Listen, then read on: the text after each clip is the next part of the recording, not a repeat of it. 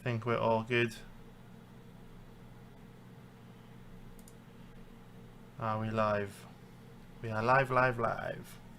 Alright guys, so in this live stream I'm going to be researching the World Cup because I'm going to be live betting pretty much every game during the World Cup. So I'm going to be going into a lot of depth, squads, teams, groups, the pathway teams are likely to take throughout the tournament, and then we're going to be taking a look at all the tournament prop bets, things like outright winners, top goal scorers, how individual teams are going to do in the groups, all that kind of thing, to dig up some great value prop bets for you. So this is going to be a long stream, a very detailed stream where we're going to be covering a lot, but I'm going to take you through my process for researching a big tournament like this. And historically we've done pretty well on tournament props, and as you guys know, I'm a professional gambler that specializes in live betting on the UFC and also live betting on football. So if you haven't watched my football content before, if this is your first time watching me and you want to know why should I listen to this guy, if we go to my results dashboard, we'll be using this in a moment, but if we go to my results dashboard, you can see that over the last 5 years, almost 5 years, like 4.5 years, we've made a pretty good profit betting on football. 72 units at a win rate of 55%, at average odds of about 1.89.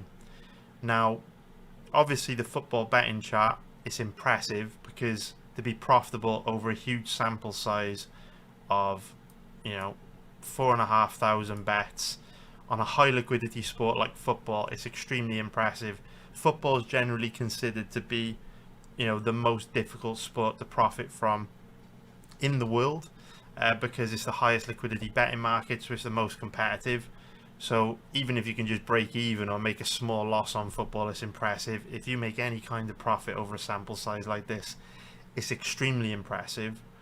And what's really cool about what we're doing on football is I've documented my journey from the very beginning. So if you look at my profit and loss on the UFC, obviously the profit chart is extremely impressive. We made a profit in 72% of months, and we just crush. Like, we make a profit almost every single week, and we do great.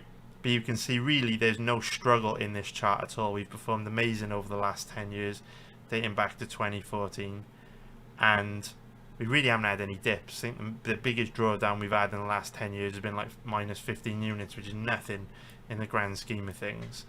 But when I started sharing my UFC live bets publicly over 10 years ago, I'd already gone through the difficult learning phase. So where you see we hit the ground running back in 2014 and we make great profits straight out the gate, I'd already been live betting myself for like 3 or 4 years before that.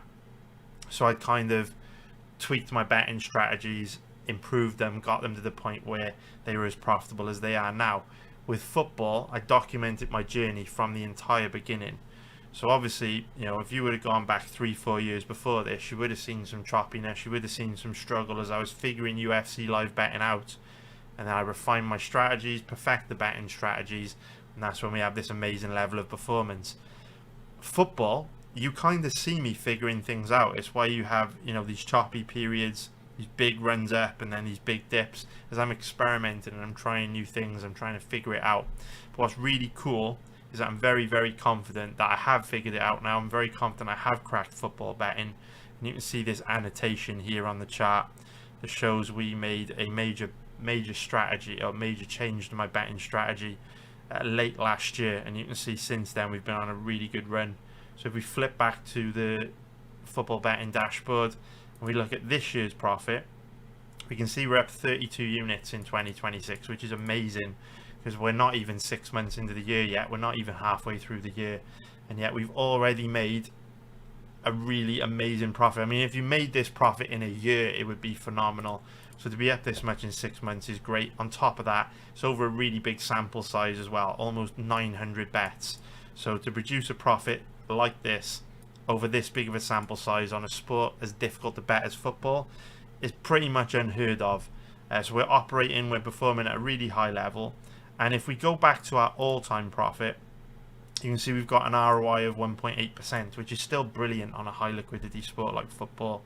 It's as difficult as football to beat because it's not so much the profit and the ROI that you've got to take into consideration is that we've been able to produce these numbers over a massive sample size.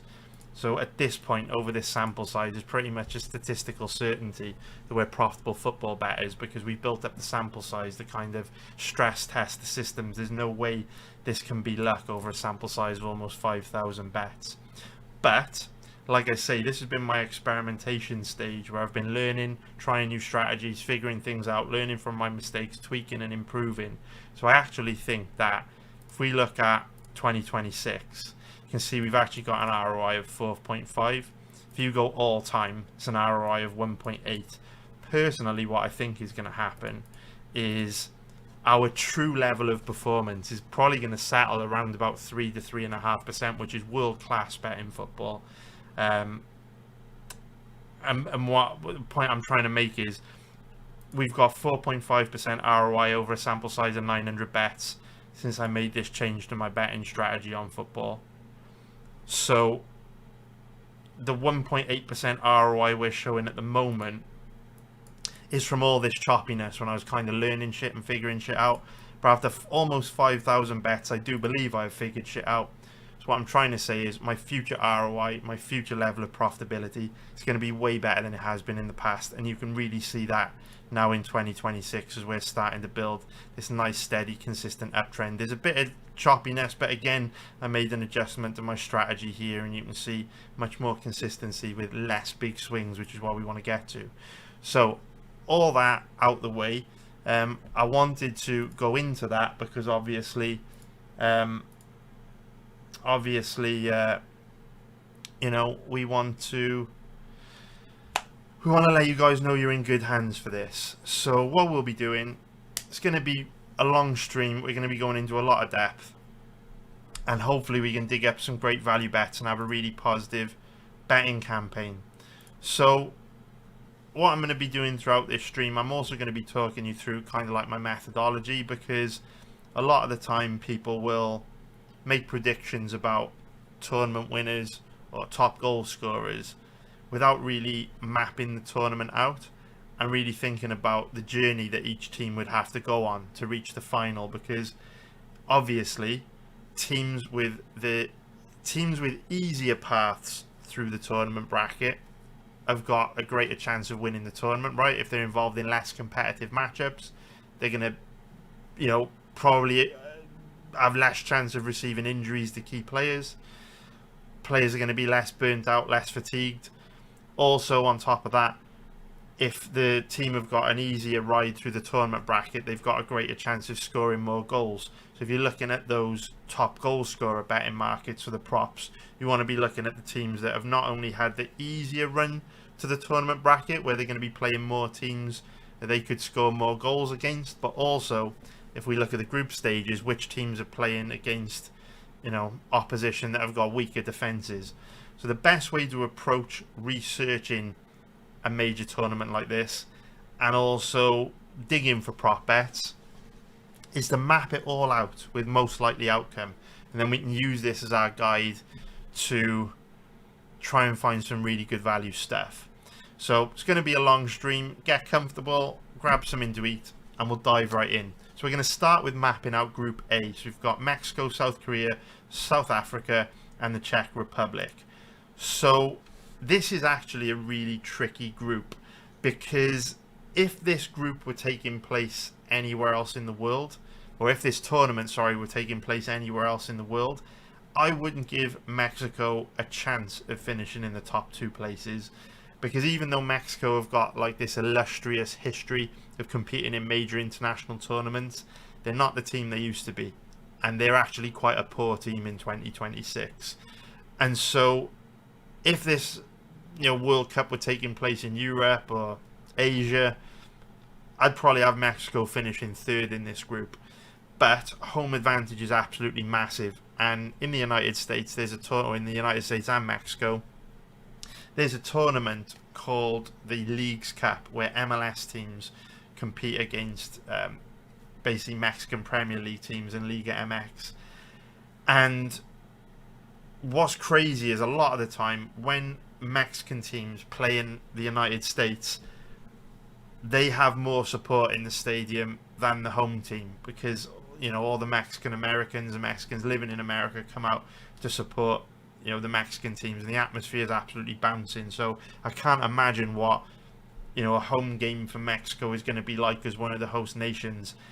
They're going to have huge home advantage. So if this were taking place anywhere in the world or anywhere else in the world, I would say Czech Republic would finish first, South Korea second, Mexico probably third, South Africa fourth. Although South Africa are nowhere near as bad as people think they are. They can give you a competitive game. So at the moment, I'm really torn on Group A. I'm finding it quite tricky. If we look at the squads, you can kind of see what I mean about Mexico just being quite weak. They really lack firepower, in my opinion. They don't really have much up front. Alexi Vega, Gonzalez, Guillermo Martinez. I mean, Quinones has been banging him in Saudi Arabia, to be fair. Jimenez isn't where he was.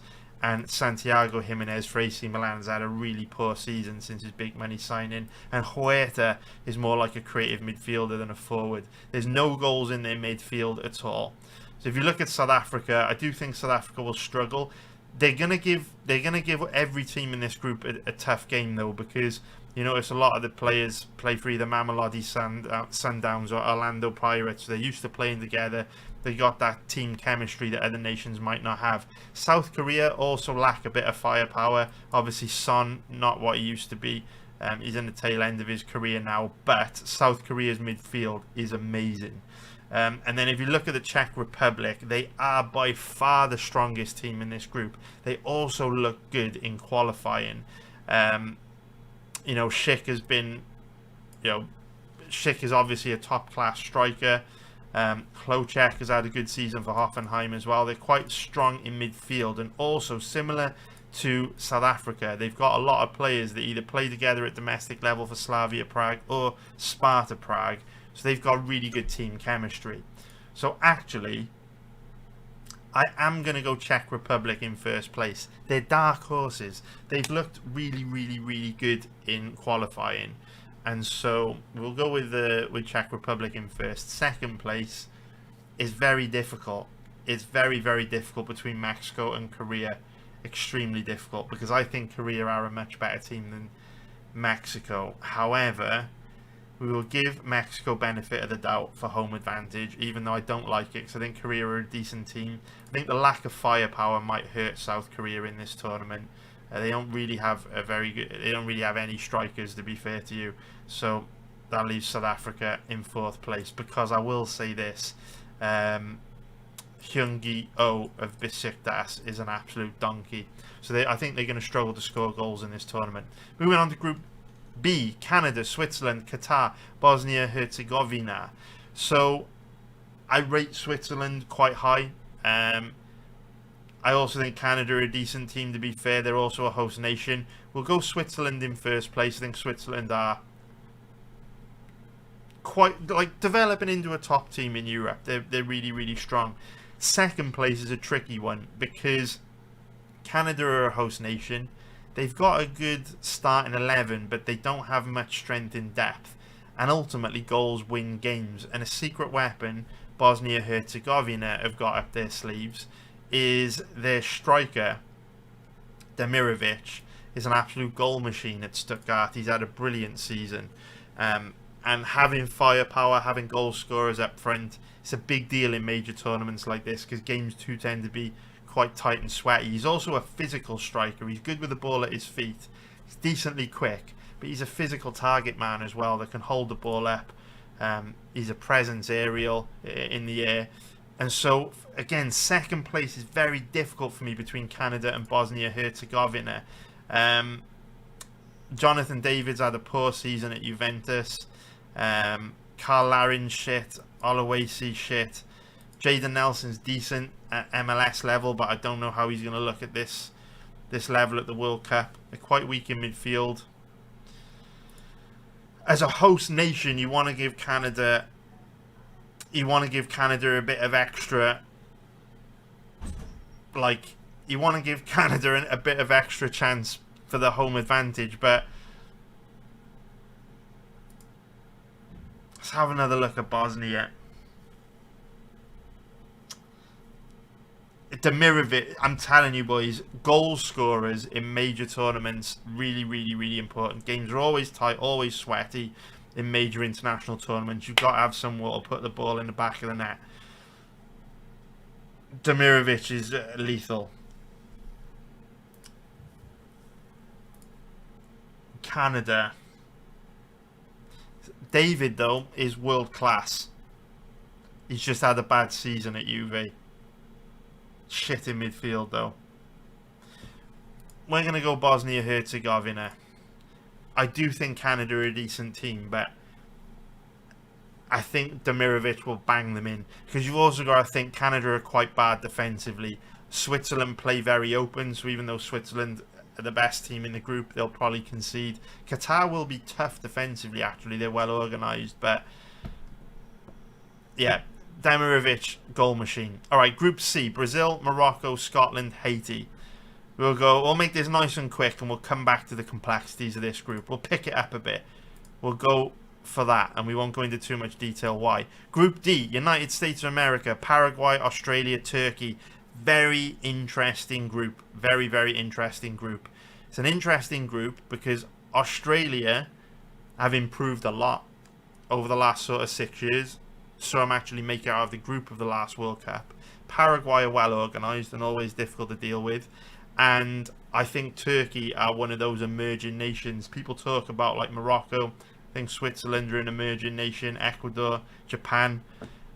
Turkey are one of those teams that are exceptionally good as a team. And we'll be talking about this concept as the live stream progresses, where there are some nations in this tournament which are amazing on paper. Nations like Belgium, nations like France, but nations like England, on paper they're amazing, but they're absolutely shit as a team. You can have all the talent in the world, but if the players don't play well together, it doesn't mean nothing. And Turkey are a really good example of how they may not have the strongest squad, but they play really well as a team. And there are other examples like that in the tournament, such as Japan. Got any other examples off the top of my head? Morocco are a great example. Ecuador are a great example. To some extent, Argentina are a great example. So I will actually go Turkey top of this group. I know the United States have got home advantage on their side, and I know the crowd get behind them big time. Big time, big time, big time. I love how the fans in the US get behind their home nation. But Turkey is something a little bit special. We will go USA 2. Paraguay, always difficult to beat, well organised, great defensively. It'll always be a sweaty, tough game against Paraguay. Australia finishing last is a bit disrespectful. They've improved a lot in the last 6 years, but it's a tough group, this. Feel a bit bad for Australia, because if they were in any of the other groups, they might have had a chance. But Paraguay are very, very good defensively. USA will have the crowd behind them. They've got a lot of firepower as well. Turkey could be a dark horse this tournament. You watch out for Turkey. Top team. Alright, Group E is quite an easy one. Germany first, Ecuador second, Ivory Coast third, Curacao fourth. We can fly through some groups. Other groups are trickier. This one is a bit more tricky. Netherlands, Japan, Tunisia and Sweden. So, just a few moments ago when we were talking about Group D, we were saying how some teams are amazing on paper. They've got epic squads, but they're absolutely fucking shit as a team. Sweden ticked that box. If you look at Sweden's squad, it's quite insane. If we scroll down, we can see that... Where are we? Okay, so Sweden. I mean, you look at what they've got up front. They've got Elanga, Isak, Gyökeres. You know, that's going to be one of the most dangerous front lines in the entire tournament. You know, Bergvall from Spurs is decent. Svanberg from Wolfsburg. Actually, Svanberg kind of plays more as like a forward for Wolfsburg, so that's kind of like another striker they've been put into midfield. But then they've got good balance. They're solid all across the pitch. They just don't play well as a team. In fact, their manager almost got the sack in qualifying because of how poorly they played in the run-up to this tournament. So, Netherlands also coming into the tournament low in confidence. In world football, you kind of have these like ups and downs in international football, right? Where you might have a team like France or England that will have this crop of really talented young players come along at once and they'll have an amazing squad. And then you'll get, you know, famous footballing nations like Netherlands, just have a period where they don't have too much talent around about the same age at the same time. Belgium, to some extent, going through this. Netherlands might struggle in this tournament. If you have a look at their squad, Gakpo, Marlon, Brobby, Noah Lang, Memphis Depay, Weghorst, Somerville, obviously deadly. Somerville's probably their most dangerous attacker in my opinion. But they don't really have a striker. Obviously Weghorst is a striker, Brobby's a striker, and technically Memphis Depay is a striker, or he plays striker for Corinthians, but they don't really have that out-and-out world-class striker. Also Timber also announced that he was out of the tournament today. He won't be travelling. He picked up an injury. So I think this could be a tough one for Netherlands. And so this group is a tricky one, because you've got, you know, a team like Netherlands that lack firepower, a team like Sweden that don't play well as a team, a team like Japan that might not have the same strength in squad as Netherlands and Sweden, but they play amazingly well as a team. You could see Japan winning this group, to be fair. That could be like a... You can see... I think Japan will do well this tournament. I'm going to go Netherlands first, Japan second, Sweden third, Tunisia fourth. However, it wouldn't surprise me if Sweden finished bottom of this group. I'd be very surprised if Sweden finished above Japan or Netherlands, but Tunisia could cause some problems in this group. Tunisia are just a bit of a funny team that can be a bit inconsistent. Into Group G, Belgium, Iran, Egypt, New Zealand. This is a nice easy one. Don't have to spend too much time on this one. We'll go Belgium, Egypt, Iran and New Zealand. Should be a pretty straightforward one, that. Group H, Spain top, Uruguay, Saudi Arabia, Cape Verde. Let's have a look at Uruguay's squad, because they're also an aging nation. Yeah, you look absolutely nothing up front, but they do have one of the best managers in the tournament, Bielsa. There again. This is why you need to know. This is why you need to know your shit when it comes to football. Salazar is a striker. So even though they look a bit weak up front, Salazar is a striker, and he's a bloody good striker as well, to be fair. They do have a solid midfield. Obviously Valverde, one of the best midfielders in the world. Bentancur, solid at the back, well organised. They'll be good defensively, they'll be difficult to beat. I think we'll go Uruguay second, because even though Saudi Arabia are going to be well organised, difficult to play against, Saudi Arabia will always struggle for goals. They're well organised defensively, but they lack firepower. Nice one, Sheldo, mate. What's up, Hilts? Nice one, beep beep in my Jeep. Nice one, Blaze. I'll get to the comments, boys. I'm trying to whiz through these groups so I don't bore you all to death. I'm just trying to map it out as quick as I can. Group I. Controversial opinion. France have the strongest squad in the tournament, but I don't think they'll win the World Cup, boys. Beep beep in my Jeep is French. He knows what I'm talking about. France are a great example of an international team that just don't play well together. They just lack that chemistry. But we will go France, Norway, Senegal, Iraq. Nice easy group. Group J. This is an interesting group, right? Because personally, on paper, there's not a massive difference between Austria and Argentina in terms of capability. Austria are another team that have looked really good in qualifying, and Argentina are quite an aging team. So, like, if you look at Argentina's back line, it is dodgy as fuck. You look at their defensive line, you know, you'll literally be playing a 40-year-old Otamendi and Christian Romero at centre back, and they don't really have many backups at centre back. I know Martinez plays centre back for Man United, but he's very short. Well, he's like 5'6", 5'7". It's crazy short for a centre back. Tagliafico, obviously left back. Montiel right back.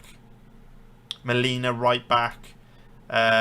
Medina's a centre back. Balerdi's a centre back, but very, very weak. Very, very weak in defence. In midfield, a little weak as well. I feel they're a bit old and slow in midfield. Paredes old, Palacios old, Lo Celso old, Rodrigo de Paul old.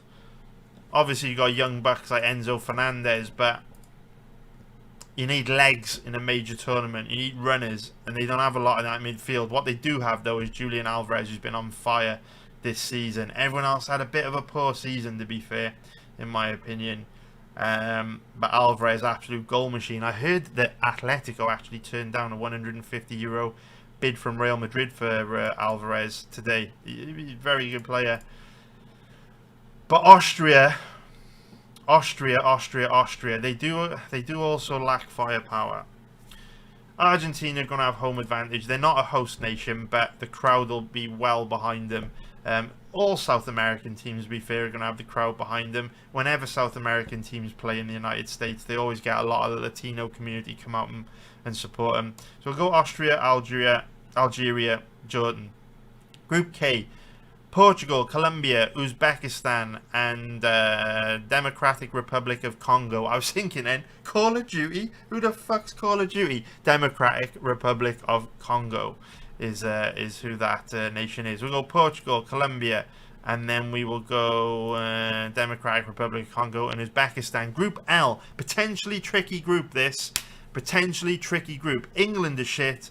Croatia an aging nation, just like Netherlands, just like Argentina. I think Croatia will struggle this tournament. Panama, very similar to Paraguay, and other nations like Saudi Arabia.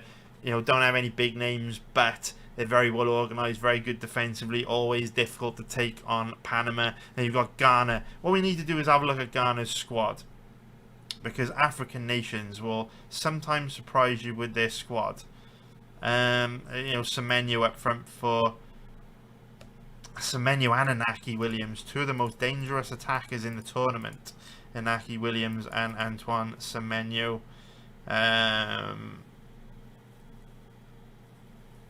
Other than that, a bit weak. Boys.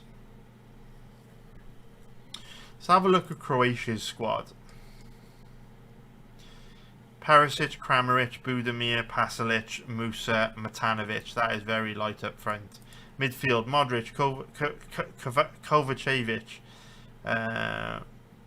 Pasalic, Vlasic, Sukic, Baturina, Jakic, Sukic, Moro. Yeah, Croatia are looking shit, boys. They are looking shit. This could be a tough tournament for Croatia. We will do something mad. We're going to go England, Ghana, Croatia, Panama. That's what we're going to do. But I do think Panama could cause them trouble. Third place finishes. Okay, so this is the first ever World Cup that have used the best of third place ranking system. And what it basically means is, I hate this system. I'm not going to rant about it though, because it will make this stream super late. But super long. But for the first time ever, you see all these teams are finishing third place, highlighted in orange. They're all going to go into a mini league table called the best of third place ranked finishes. And 8 out of the 12 teams that finish third are also going to progress the knockout stages.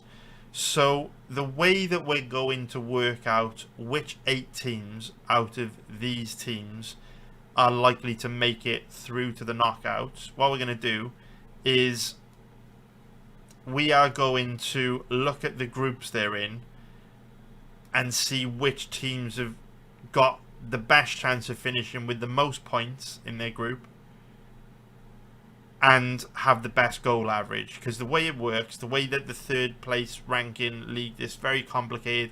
I'm sorry, I'll do my best not to ramble and explain it properly.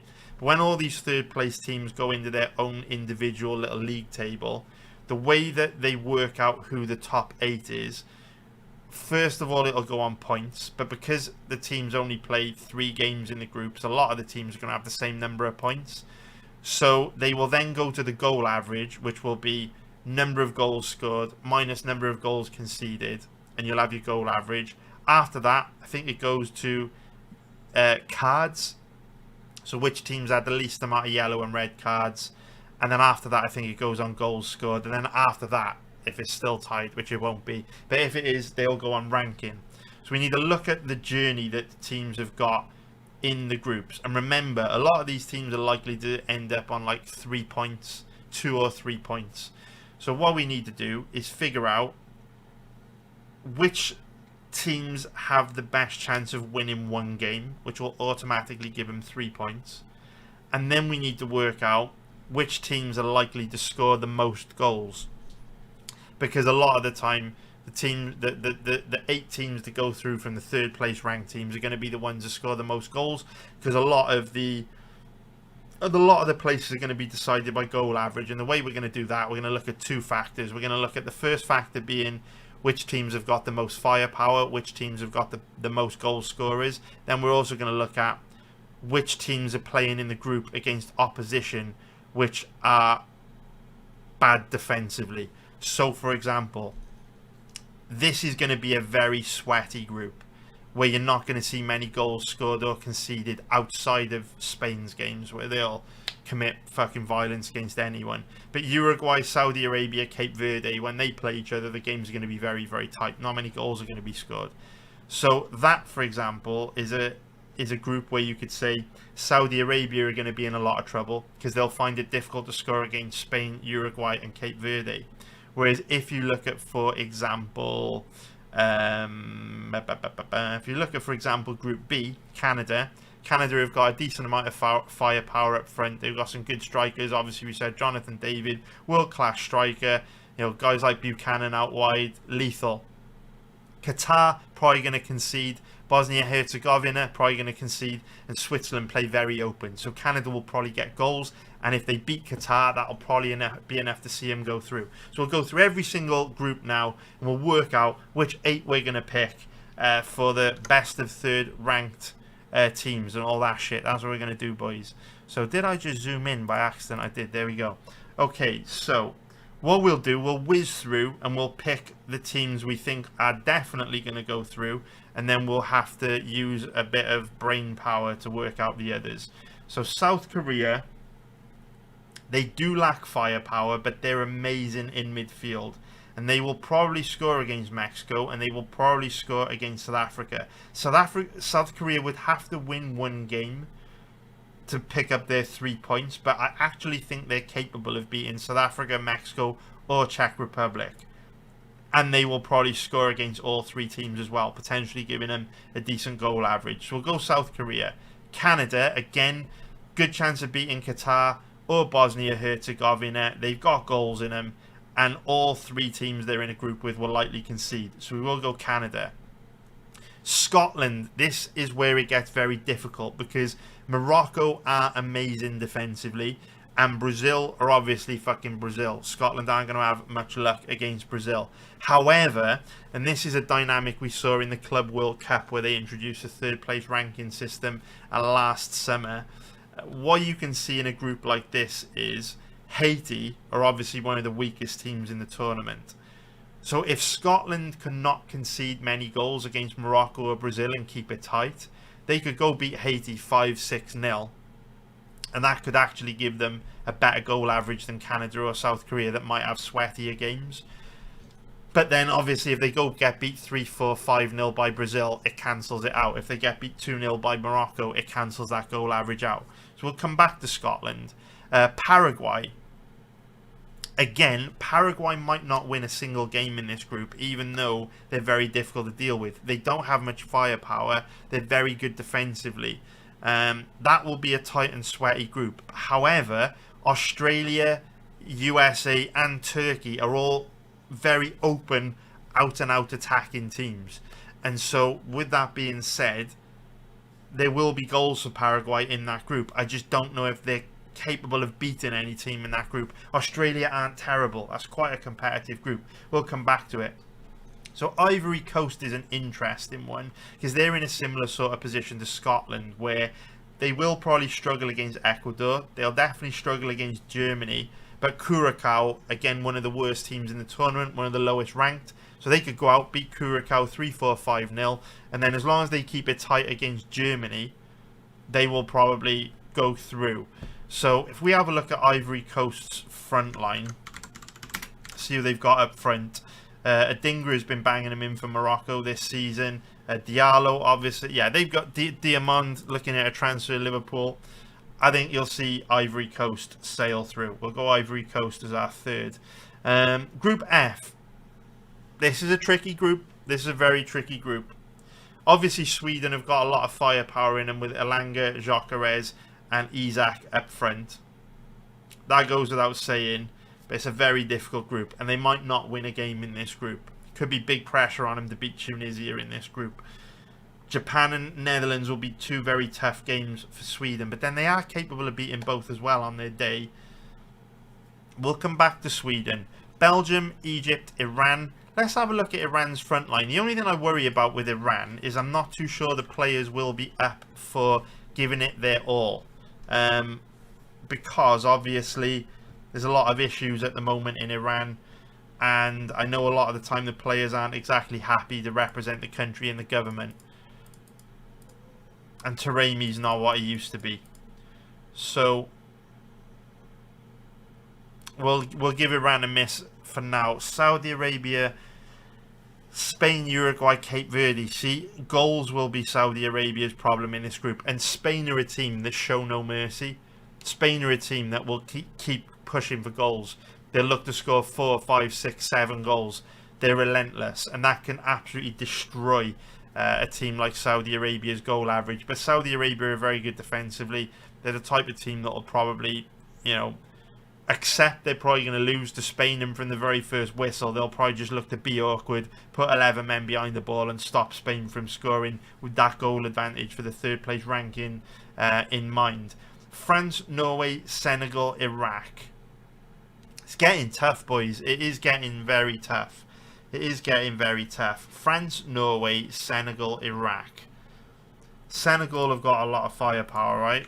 Oh no, actually it was Ghana. I'm getting him confused. That's the most racist thing I've said today. Sadio Mane, Ismail Sarr, Njai, Zhao and Bay. Nicholas Jackson. He's had a good season at Bayern Munich, but then he's got a lot of creativity around him. Dieng, and yeah, Senegal could struggle, man. Norway very open though. France very open. Iraq could be there for the taking. Argentina, Austria, Algeria. Guys, we will nail down our 8 teams, but we have to give this some thought. We do have to give this some thought, because this could really shape the rest of the tournament. Riyad Mahrez, Amoura, top winger at Wolfsburg. Guri, decent striker for Marseille. Do you know what? Algeria have got a lot of firepower. The problem is, whenever I see Algeria play, they're always shit. They never show up. They're one of those teams that just don't look like they can be asked. But they should absolutely smash Jordan. Austria are obviously bad defensively as well. And Argentina are also weak defensively. So this is one of those situations where I think Algeria will go through. Algeria have got so much firepower. They will be well organised. Jordan are definitely beatable.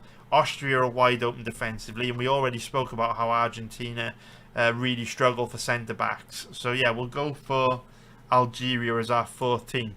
Portugal, Colombia, Democratic Republic of Congo and Uzbekistan.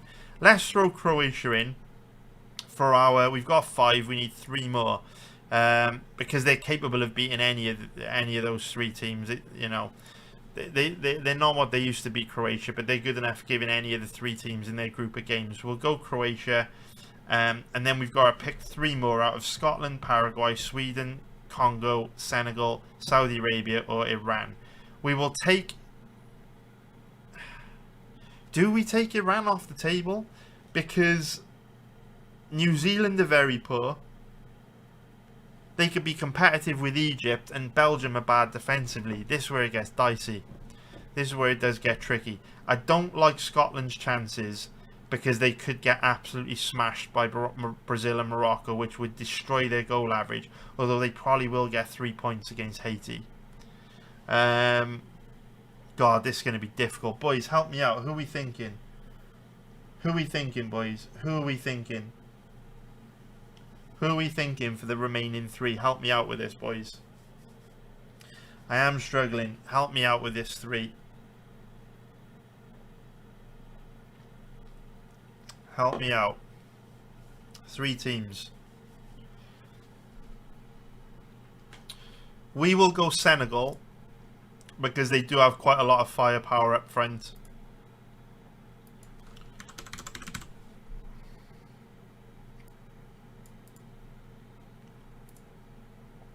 Norway are bad defensively. France do concede in most games, and Iraq will be there for the takings. We need 2 more. What's Congo looking like up front? Not good. To be fair, not good. 2 more, boys. Should we just not overthink it and go Sweden? Because they've got, you know, a top squad and they're capable of beating any team in that group if they actually show up and perform, which they often don't. 2, 4, 6. We need 1 more. 1 more. I don't like Paraguay.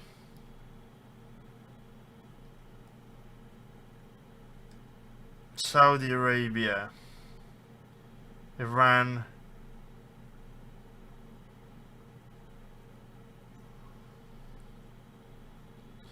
See, New Zealand are very poor.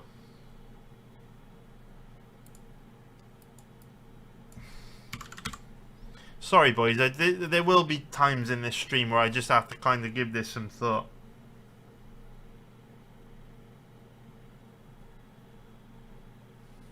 Who are we thinking, boys? Who are we thinking for the remaining 1, 2, 4, 6, 7? But then you look at America, they do... Australia, USA and Turkey are all bad defensively, so you could see Paraguay doing something in that group. And Ciso has had a very good season for Strasbourg, but outside of that, they're very weak. This is a tough one. We are going to go for...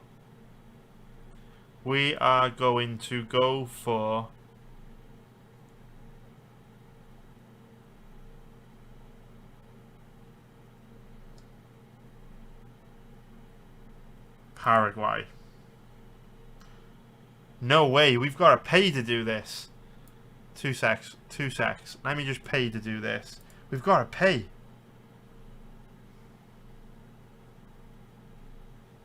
Sorry about this, guys. I was not prepared to have to pay to use this tool. Give me 1 second and I will pay for this. And then we will be back. That's a bit cheeky, innit? They should tell you from the beginning. I would have paid anyway, but it would have meant I'd be prepared rather than having to do this on stream, which isn't great. Let me just make sure as I put my card details in. It's not up on screen. It is not. Alright. That's crazy, man. Hitting me with a paywall, but not telling me beforehand so I can do it before the stream starts. What is going on? Sorry about this, guys. Oh, I've got to do all the fucking secure shit with the bank. Sorry, boys. 2 seconds.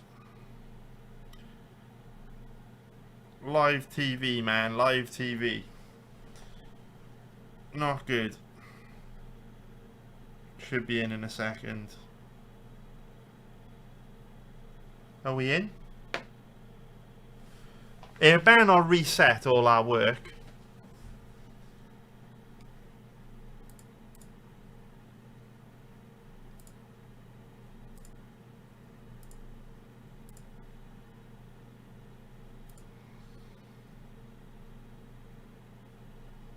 It hasn't.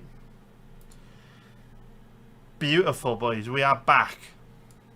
We have signed up. Alright, boys. Alright. Here we go. We are back. I don't think Kai Havertz got any chance of winning Golden Boot, mate. I mean, I could be wrong, but I'd be very surprised. We'll map it out, though. If Germany have got an easy run and they play against a load of teams that are bad defensively, maybe. But I doubt it. I doubt it very much. Right. We're going to go. As much as I do think home advantage will be massive for Mexico, we're going to go... Oh, see, this is where you've got to map out if you're wrong as well, because if Canada finished second, I think Mexico would destroy Canada, but Bosnia-Herzegovina, far more difficult. We are going to go Mexico, because I think home advantage will be huge.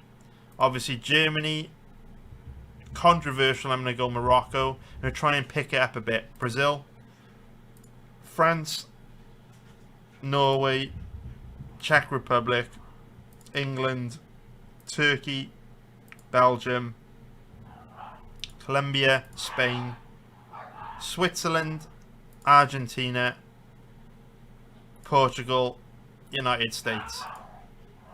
Into the round of 16. Germany versus France. Alright, this is where we get down to the nitty gritty. Let's have a look at Germany's squad. Bayer, Havertz, Quadrago, Musiala, Sane, Undav, Voltemade. Bit weak up front, although you could call Wirtz and Llewellyn strikers. A bit weak in midfield, to be fair. A bit weak in midfield, because obviously Wirtz is more of an attacking player. We will go with France, but they do underperform at international level when you look at this squad, right? They should be performing way better in games with the squad they've got. They've looked really poor in qualifying, but I do think Germany are very light in midfield and not great up front either. They're having a few problems like the Netherlands and Belgium to some extent, where it's just this era of players I don't think are going to be able to compete against the nations that have got way more strength in depth, like your France, your Brazil, your Spain. We'll go for Morocco if they run into Mexico. We'll go for Brazil.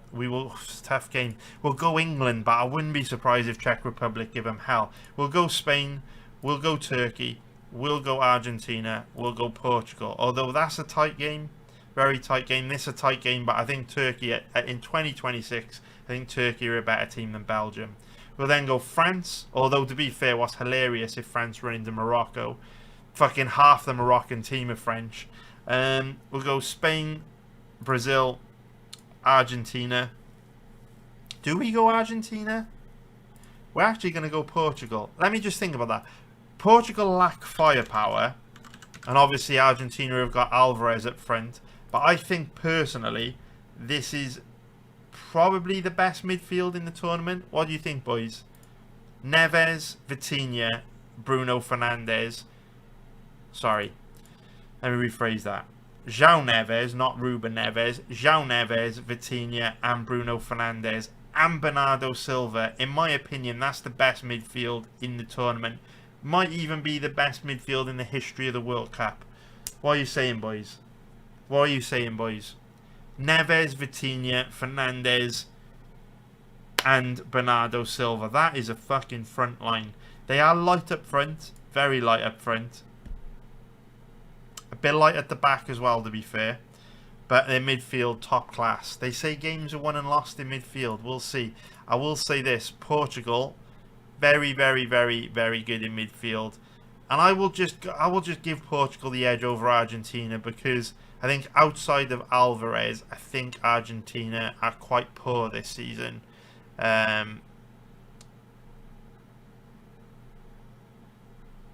We'll go Portugal. Semi-finals will be Spain and it will be Brazil, and we will have Spain versus Brazil in the final. Now, I have talked a bunch of shit about a lot of nations in this live stream so far. Criticised France, criticised England, criticised Belgium, criticised Netherlands, criticised Croatia. I will say this.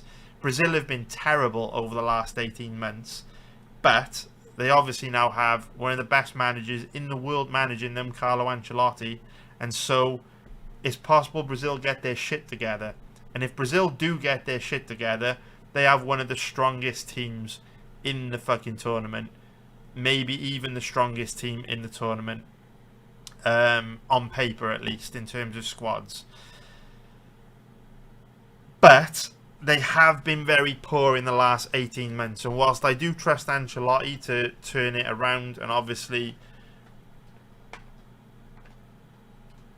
they will likely improve a lot under Ancelotti, for me personally, Spain are a level above any other nation in this tournament. For me, they are one of the hardest working teams in the tournament, one of the best organised. They're fit. They work well together. They're well balanced all over the pitch. For me, Spain are the best team in the tournament by some margin as well, like not even close. And I know that I know to a lot of people that'll be a strange thing to say, because like if you compare Spain's squad, for example, to like Brazil or France or England, it doesn't really compare. Right, Brazil, France, England, they've all got much stronger squads than Spain. And you'd put Spain more of in like the category of like an Argentina or a Portugal, where they've got certain, top level players like a Lamine Yamal, but they don't have world class quality in every position, which I'd say like Brazil and France do. But again, you need more than a good squad to win a major tournament. You need a good team chemistry. You need a team that plays well together, works well together, understands the system. For me, Spain are quite far ahead of any other nation.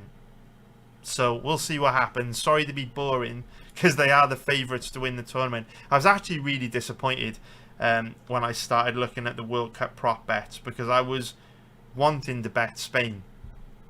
And I was hoping that because they are quite weak in terms of squads, like I say, France, England, Brazil, way stronger squads. I was hoping that Spain would have been in sort of like the 9.0, 10.0 odds range that you see Brazil, Portugal and Argentina in. But it's a very smart betting market this year, and I think Spain rightful favourites, and I'd be surprised if they didn't go extremely far. Obviously in football anything can happen on a day. You get a player sent off, you concede first, it's difficult, but I think Spain get the job done. So now that we've mapped that out, we're going to be able to use this as a guide to go through the prop bets for the World Cup and figure out which nations have got the easiest path through to the final, which players are going to be playing against the most teams with the worst defences, which enables them to score the most goals, and we can obviously be betting on which teams are going to win groups, all that kind of stuff. So we're going to start off with to win outright, which team is going to win this outright. Now, for me personally, my philosophy with prop bets is to not always necessarily bet on what I think is the most likely outcome, but to just try and find good value bets which come with a good risk to reward ratio. And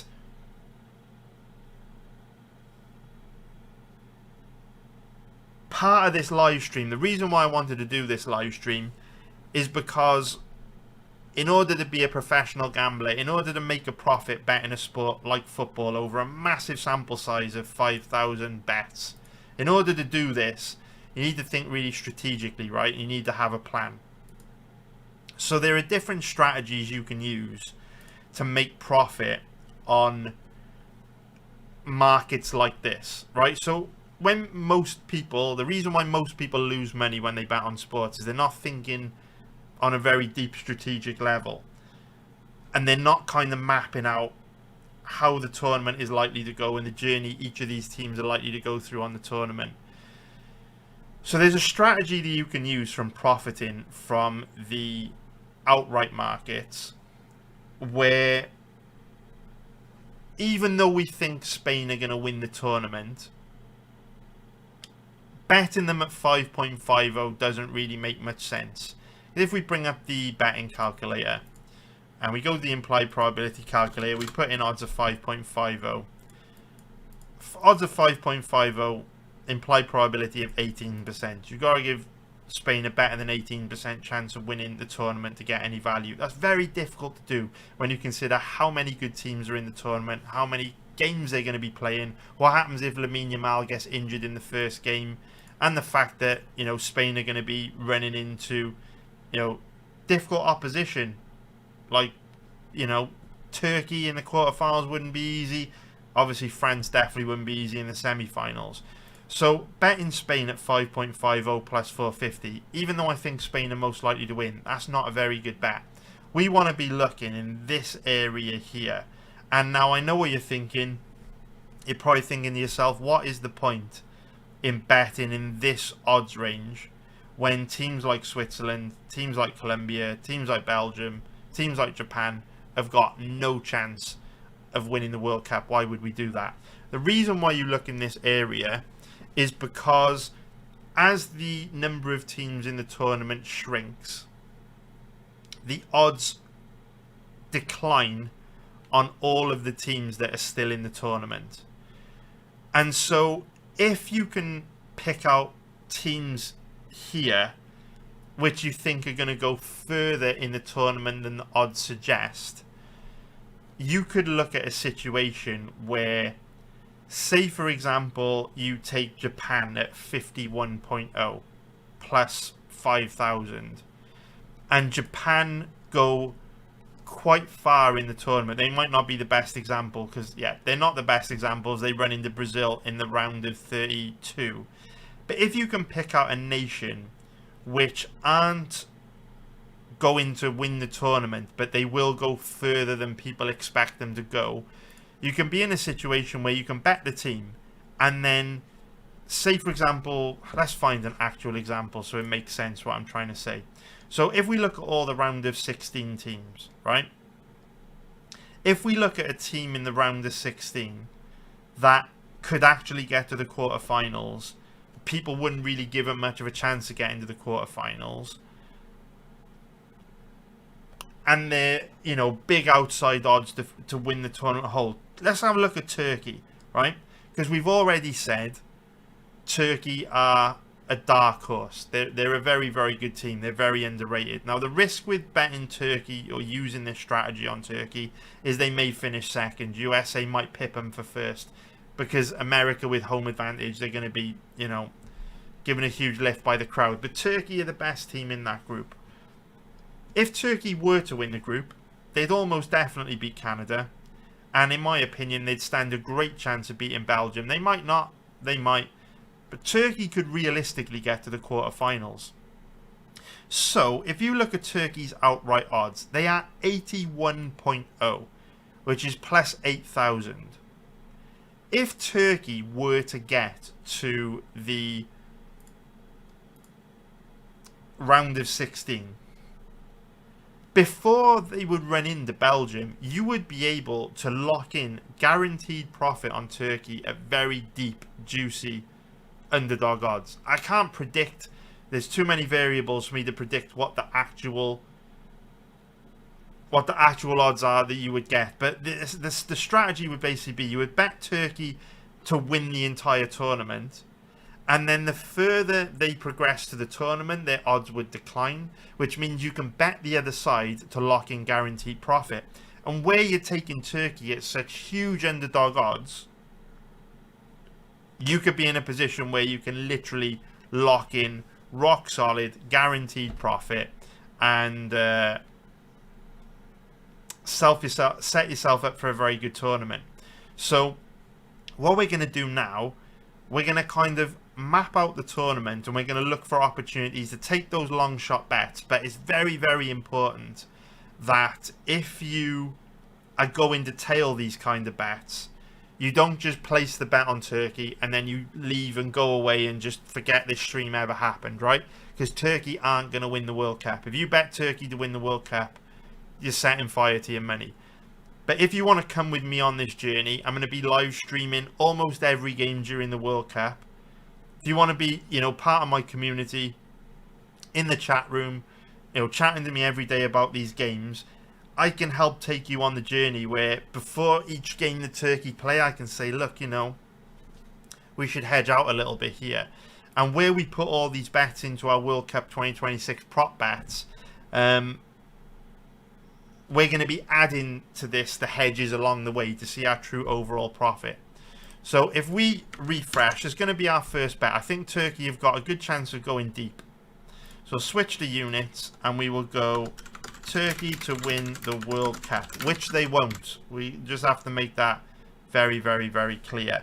We'll put that in at 81.0 and we'll go 1 unit on that and we'll save the bet and it'll go into our tracker there. Beautiful. So why is it saying stake 10? It shouldn't be stake 10. It should be stake 1 unit. All right, I'll correct that after the fact, right? I'll correct that, boys. So if you see $10, it's actually 1 unit. It's a brand new system. It's the first time I've ever used this. I'm kind of just testing it out. So Turkey to win the World Cup. Then as the World Cup progresses, I'll hedge out before Turkey play. Let's look for some other examples. So what teams could go really far? So France, Spain, Brazil, Portugal are all okay. So this is where you can get tactical and strategic as well. So sorry, this is going to take a lot of thought goes into this. You have to. We'll just recharge a little bit and think this through. We don't want to make any mistakes. We'll think this through. Let's go in stages so we don't get distracted.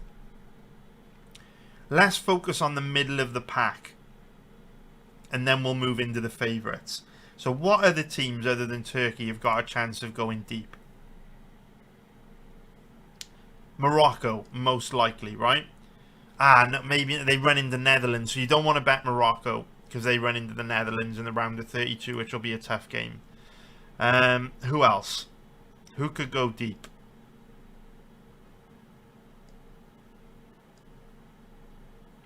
So the Czech Republic, who would they play if they finish second in the group?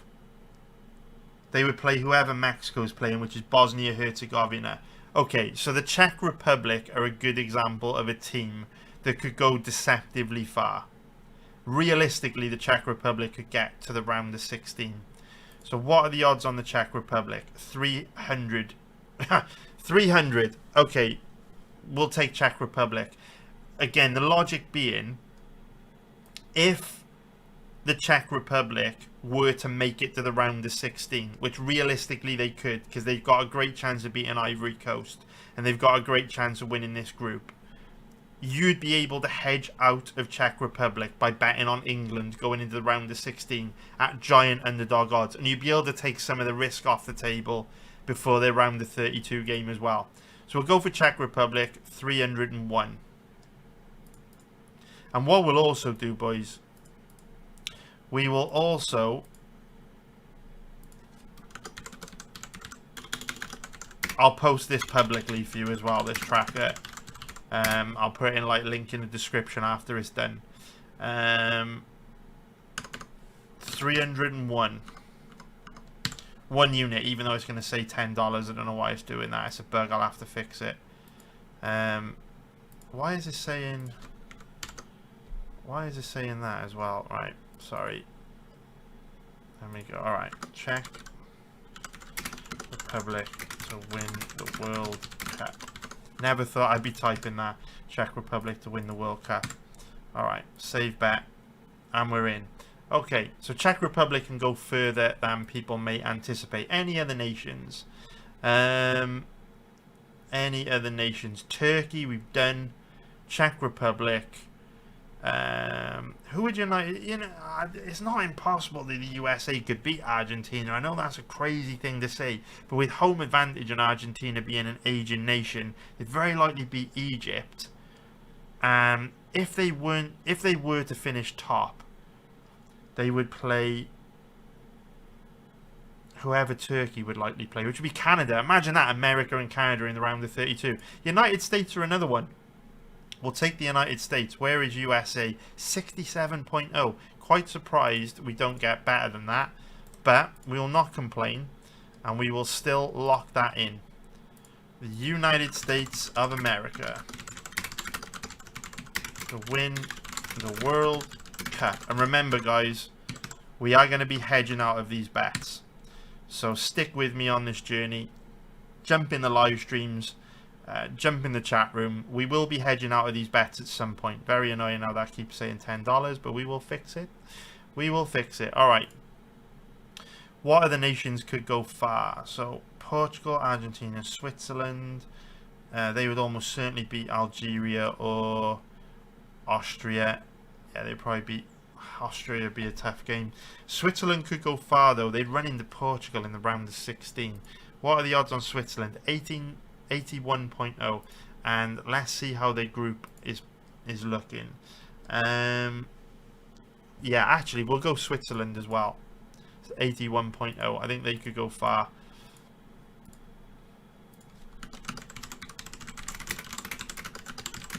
Pop that in. We already have 4 prop bets. Again, why does it keep doing that? Don't need to tell you that Bankroll management is very, very important, because we'll probably have 20 or 30 bets by the time this stream is done. So you don't want to put all your money on these bets, blow up your account. They're prop bets, they're high risk gambles. We are probably going to earn a profit, we are probably going to do very well, but you don't want to risk blowing your account up. It's even putting the wrong odds in, which is very annoying. There's some bugs here that I have to fix, guys. I'll fix them after the fact, and I will post the proper tracker for you. First time I've used it, I thought I'll use this as an opportunity to bug test, and we are noticing some bugs. In fact, I will make a note of the bugs. Odds wrong, autosave issue, defaults to $10 instead of unit size. Sorry about that, boys. Yeah, I'm just going to keep a list of bugs because we'll get them all straightened out then. I'll put a link in the description below when the bugs are fixed and all that good stuff. Alright, who else can go far? Who else? Let's take a look.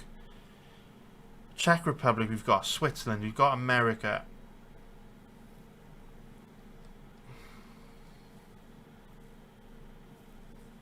Are there any really shit countries which we think we could do well? Not really. Not really. Okay, now what we're going to do is move on to the better nations, the ones that actually legitimately do have a chance of winning the tournament, with the logic being the strategy that we want to use for this next round of bets is we're going to be looking at the teams likely to go very deep, like your Germanys, your Brazils, your Frances, your Englands, your Argentinas, your Spains. And what we want to try and do is find out of those nations which of the favourites have got the easiest path through the tournament. Because what we may be able to do, or what you can usually do most years, is say for example Brazil have got an easy path through to like the semi-finals. You could be in a situation where you can bet them at like 9.0, and then if they absolutely sail through to the semi-finals, you've basically got a bet on Brazil to win the game to progress through, you know, to the final at odds of 9.0, and you can bet the other side to again lock in guaranteed profit. So if we look at all the nations we think have got a realistic chance of winning the tournament, and then we'll map out their journey. So we got Germany, Argentina, Portugal, Brazil, England, France, Spain. Let's look at their journey through the tournament, right? And this is where it also becomes quite important. As we start to get into these odds ranges, there's not much meat on the bone for hedging, right? Spain 5.5, France 6.0. You know, if you start taking bets on Germany, Brazil, Portugal, Argentina, all of them, it can start to dilute your profits. It's not as big of an issue when you're betting in this odds range, 81.0, 67.0, but it is when you get into the tighter favourites to win the tournament. So we do have to be a little bit careful now. But let's map out the journey. So if we look at the journey that... So Brazil, you know, if Brazil were to win that group, Japan's actually quite a difficult game. Norway's quite a difficult game. England's quite a difficult game. So I wouldn't touch Brazil. They've got quite... If Brazil are to get to the final, they've got a very difficult path. Portugal, England, Norway and Japan, that's a nightmare. That's an absolute nightmare. Brazil are off the table. Let's look at Portugal. So Portugal would go... Obviously tough. So Brazil, Argentina, Switzerland is tough. Croatia's no picnic either.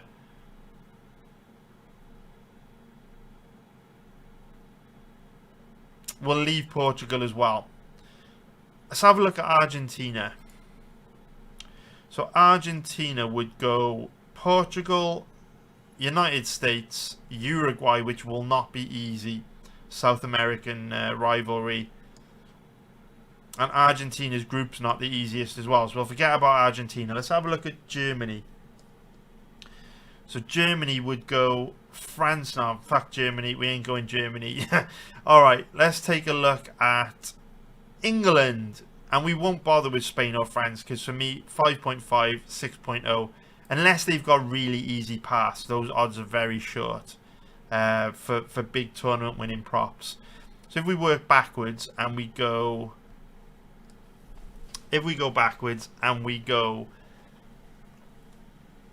England, Brazil's a nightmare, Czech Republic, Senegal,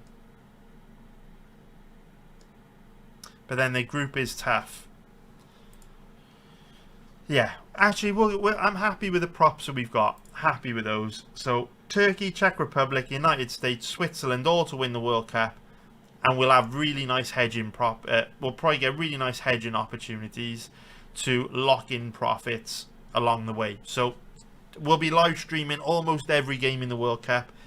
I'll put a link to this in the description below of every video I do throughout the World Cup. So just keep an eye on it, and when hedging opportunities pop up, I'll pop them in here so we can get our nice overall profit and loss at the end of the tournament. This is like a working document, so to speak, throughout the tournament. So we've done outrights, that's done. We'll now move on to top goal scorer. So we spoke about our strategy for profiting from the to win outright market, and we're going to be using a completely different strategy to profit from the top goal scorer. And we'll also be using this strategy to profit from top goal scorers in each individual group when we get into those prop markets. So basically, the two principles that you want, or actually there's three principles that you want to stick to when betting on top goal scorer markets. And again, you know, it's really important that we keep reiterating this, because when most people approach a market like this, all they're thinking about is who the best strikers in the world are, who the best goal scorers are, who the best teams are. But you've got to think very strategically and map out the tournament paths to profit from markets like that. And that's the reason why, over such a large sample size of bets, we've been so successful betting on football, because we think very deeply about these things. We're very strategic. And in order to be profitable betting on a sport like football, the most competitive betting market in the world, you've got to really think on a very deep level. So there's three aspects to profiting from the top goal scorer market. And we did correctly predict Kylian Mbappe would finish top goal scorer in the last World Cup. And we also correctly predicted Harry Kane would finish top goal scorer in last year's Champions League. So we do perform very well in this market because of three principles we stick to. The first principle, if you want to win money in this betting market, the player you bet has to be on penalty duty, and preferably free kick duty as well. The reason being, with VAR in the sport now, teams get an enormous amount of penalties, particularly teams like France, teams like Spain. They're going to have a lot of the ball, a lot of possession in and around the opposition 18-yard box, especially with the way handballs are given these days. So it is vitally important that the players you pick are taking penalties for their nation. And that's why when you see someone like Mikel Oyarzabal as the third favourite in this market, you might be thinking, who the fuck is Oyarzabal? You know, why is he above, you know, better strikers like Julian Alvarez or Kai Havertz? And the reason being, Oyarzabal is Spain's designated penalty taker. That's why he's the third favourite. So common sense, if we know Spain are the favourites to win the tournament, and they're going to be playing, you know, one of the most amount of games out of any nation in the tournament, Oyarzabal is going to have more opportunity to score from more penalties. So first thing, they have to be on penalties, preferably free kicks. The second thing is you need to look at how deep they're going to go in the tournament. So obviously Erling Haaland is one of the best strikers in the tournament. He might even be the best striker in the tournament. However, if Norway go out in the round of 16 and France, Spain, England and Argentina get to play 3 or 4 games more in the tournament than Norway do, that's 3 or 4 extra games that the other strikers have got opportunities to score in. So just through the sheer volume of games, you can look at, you know, eliminating guys like Haaland that probably aren't going to go too deep in the tournament. And then the third factor that you've got to think about is which teams or which players are going to be progressing through the tournament facing the most teams with the leakiest defenses. Because obviously every single footballing nation has got different footballing cultures, different tactics, different strategies. And so if you're going to be going through the tournament playing a bunch of games against open teams like Germany and Norway and fucking Netherlands and Belgium, and I'm just going down looking at the nations here, you know, wide open teams at the back like Sweden and United States and South Korea, naturally you're going to score more goals than if your journey through the tournament bracket is going up against teams that are very good defensively, like Paraguay, Morocco, Saudi Arabia. You know, these tight, sweaty teams that don't really come out and sit behind the ball and make life very difficult for you. So when we look at the top goal scorer markets, I've just got that explanation out the way, because whilst we might not place too many bets here in this top goal scorer for the whole tournament market, the logic that I've just used will apply when we are betting on which players are going to finish top goal scorer in their group, which historically we've done really well at. Also, we'll be looking at which players are likely to finish top goal scorer in their team, which could be another great opportunity as well. So, in terms of top goal scorers in the tournament, for me personally, it's a real shame that Lamine Yamal is not going to be on penalty duty, because if he was, I would bet Lamine Yamal at 26.0 to finish top goal scorer, no problem whatsoever. Where there is only one player in this list that I am interested in, or there are two players that I'm interested in this list. The first is Oyarzabal, because I think Spain are going to play more games than anyone else because they're going to go all the way to the final. He's on penalty duty. But he's not a massive goal scorer from open play. That's not a big deal though, because Messi barely scored a single goal from open play in the last World Cup, and he finished top joint goal scorer for the entire World Cup because he was on free kick and penalty duty, and Argentina got a boatload of penalties. The player that does interest me is Julian Alvarez, because he's the designated penalty taker for Atletico Madrid. He will start every game for Argentina because he's, in my opinion, the best player in the Argentinian squad right now. The question is whether they are going to play Lionel Messi. That's the question. Because you'd anticipate that if Messi is on the pitch, he will take the penalties. But at Messi's age, I don't know how much game time he's going to get. We can guarantee Alvarez will get a lot of game time. And so if Messi isn't playing, Alvarez will be the designated penalty taker. So Alvarez finishing top goal scorer, it's a bit of a gamble because we don't know if they're going to play Messi or not. If it were me, if I was the Argentinian manager, there's no way I would bet Messi. He's had a really poor, a poor last sort of 6 months year into Miami, and it's like playing with 10 men. The guy just can't run anymore. Father Time's undefeated, right? I would prefer to have younger players out there that can work hard, that can run.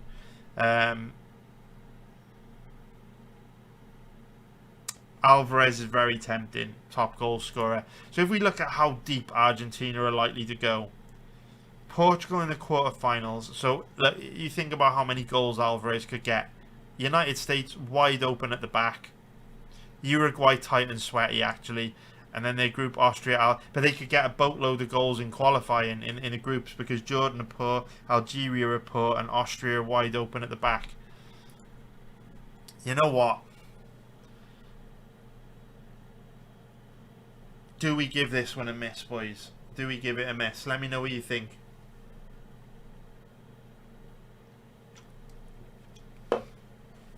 What do we think, boys? Oyarzabal. Tell you what we're going to do. Let's take a look at how many goals Oyarzabal scored this season for Real Sociedad.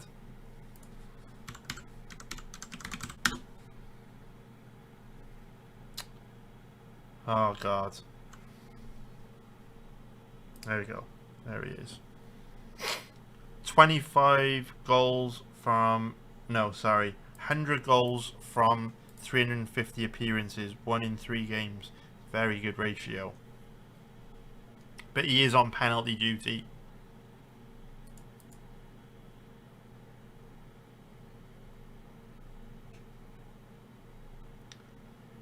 I reckon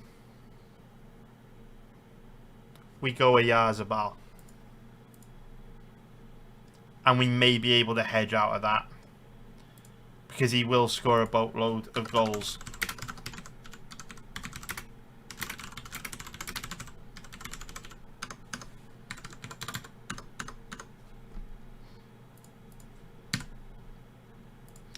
Again, there are auto-saving bugs which are very, very annoying. We will iron all these out, boys. This website is launching very, very soon. And then we'll go...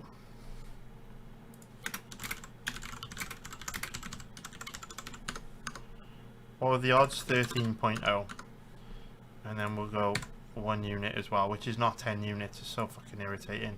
Right, okay. 5 bets in. Happy, happy days. Next step, to win groups. This is where it gets dodgy, but there can actually be some overlap. So if we go to group qualification to win group forecast, group duel forecast, there's a lot of overlap here. To finish bottom of the group, right, there is a lot of overlap. Let's think about what we're doing. We might have to like slightly rework the way we do this. But to win the group, I would go Czech Republic to win the group. We will take that. Czech Republic to win the group.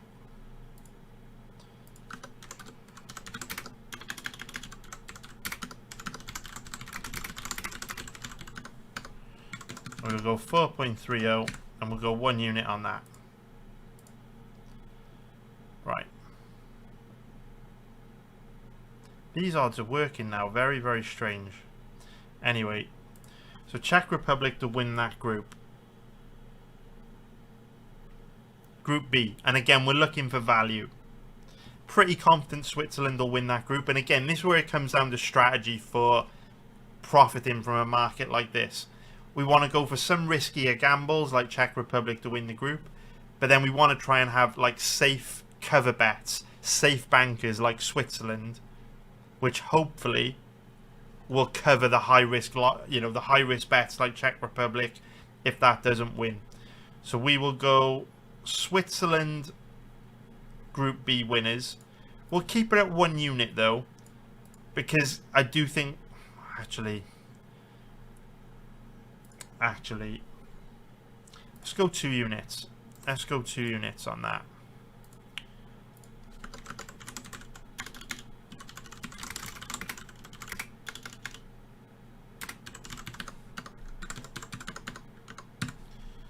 Switzerland to win the group. 2 units, right. Group C, Brazil, Morocco. We'll give that one a miss. Group D, USA, Turkey. Yeah, we'll go... Let me think about this, actually. 2.75. I don't love those odds, actually. Let's have a look at Turkey's squad one more time.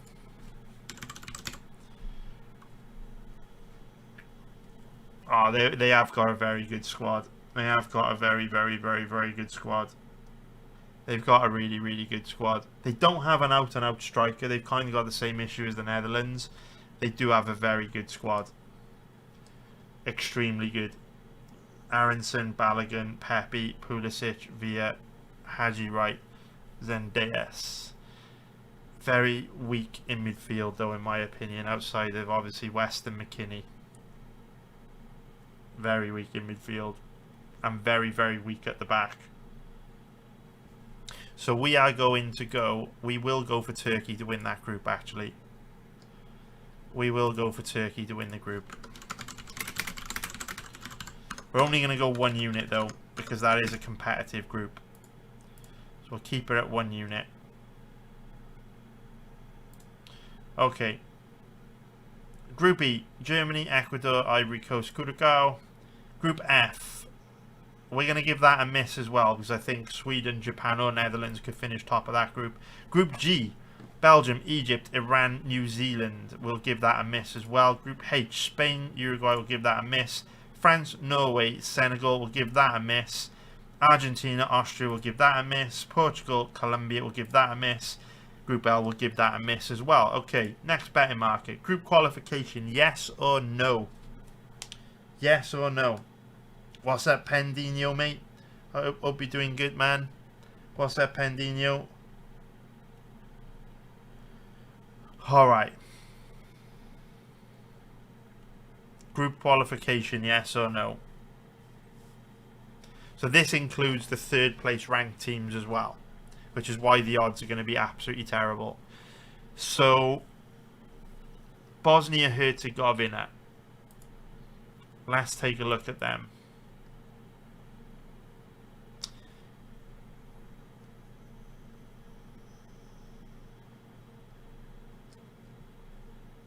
So we will go for that. Because remember,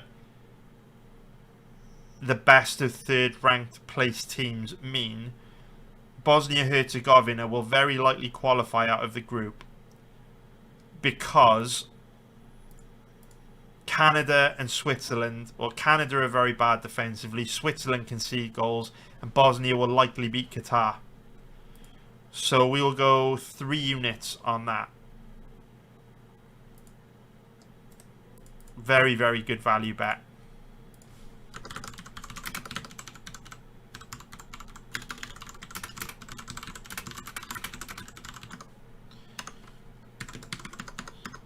Go 3 units. That's a very good value bet. If we skim through, Cape Verde no, Colombia no. We're looking for the ones which are underrated. Czech Republic to make it out of the group. Oh, it is a tricky group though, to be fair. It is a tricky group. But I think they'll do it, you know. I think they'll do it. 1.36, the odds aren't great. Ghana.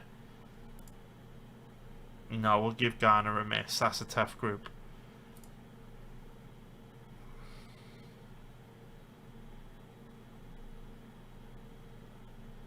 Saudi Arabia 2.10. We'll come back to them. Sweden 1.44. Alright. Because of the third... This used to be a really good betting market, but because of the third round place finishes separate league table, they've kind of killed this betting market, unfortunately. Before, a lot of the odds where you see massive favourite odds would be like in the even money odds range, because it would be 50-50, right, with the top 2 out of each group going through. But they've kind of killed it with a third place ranking system, because almost every decent team is going to go through. Czech Republic were the only ones that I thought great value.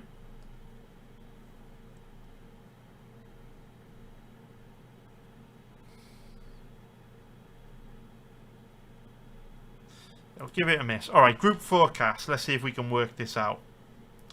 Let's see if we can get some decent value bets here. In this market, though, I want to be very confident with the first and second place, because obviously, where you've got to correctly predict first and second, there's a lot of variables you introduce. So if you look at like a competitive group like Group A, South Korea, Mexico and Czech Republic are all capable of winning this group. So the probability of you correctly predicting the first and second place finish, very, very difficult. So we'll give Group A a miss. Switzerland, Bosnia, Herzegovina, Canada, again difficult. We'll see Group C.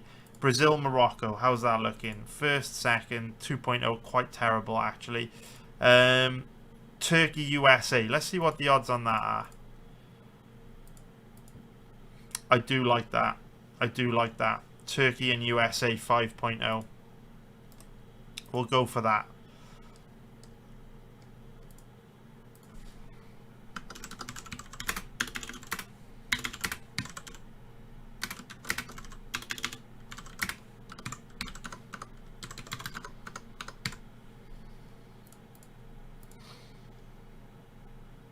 There we go. Alright. Get rid of that. Alright, Group B, Germany, Ecuador. I do feel pretty confident in that. Terrible odds, though. Absolutely terrible odds. Alright, we'll give that a miss. Now, that's a group of death. We ain't bothering with that. Belgium, Egypt, Iran. I do think we're likely to get that. Terrible odds, though. Wow. Absolutely terrible odds. Terrible. Man, stingy odds. Stingy, stingy, stingy. Egypt. Mamouche, Salah.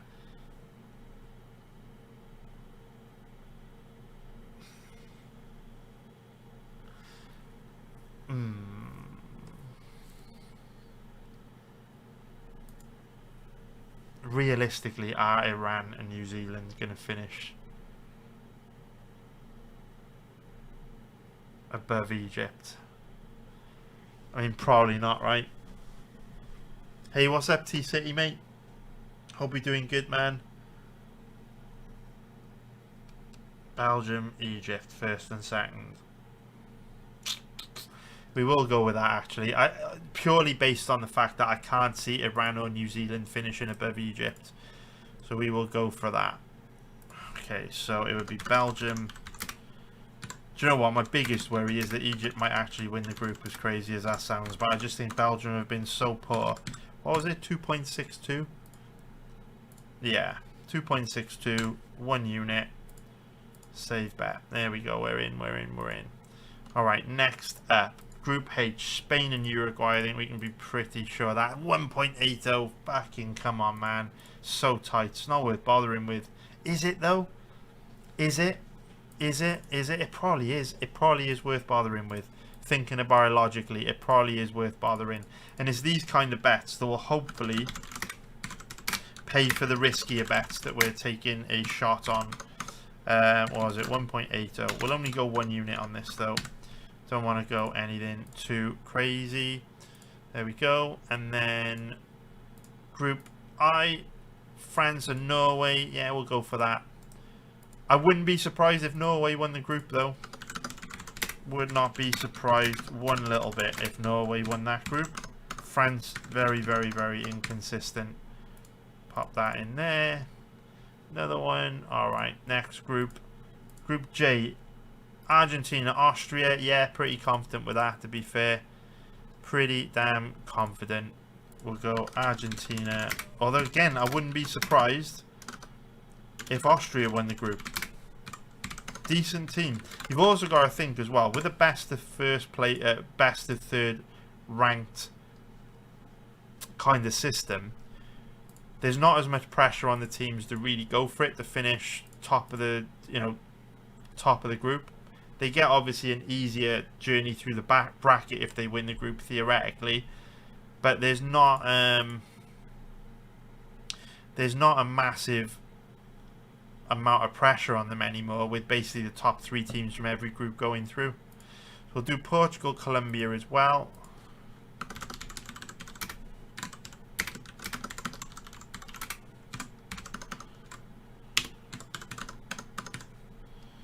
Get that in there. Oh, auto saves causing us problems. It's a bug I will fix. What was it? What are we thinking? Colombia, Portugal first, Colombia second, right? 1.72. There we go. Get that in there. Refresh, and then we have got for the final group. We ain't touching this group because fucking anything can happen in that group. Alright. I love Jeremy Doku, man. I love Jeremy Doku, Pandinho. I love it. Oh, no way, T-City. That's crazy. That is crazy, mate. Can't believe that. That's mad. 4 years, man. I started betting football just before the last World Cup as well. That's crazy. That's nuts, man. Yeah, I do love Doku Pendrinho, mate. I think he's brilliant. Alright, group dual fork. Oh, we've just done this. We've just done it. That's basically the same thing, but just in a different way. Alright, to finish bottom of the group. Right. Quite confident South Africa will finish bottom of that group. Pretty damn confident. So if we go...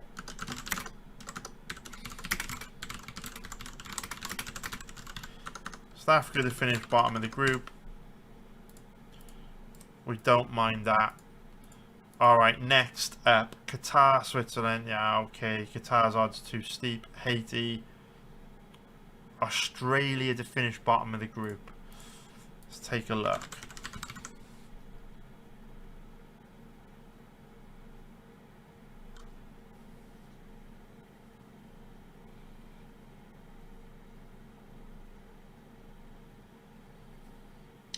They are particularly shit, Australia.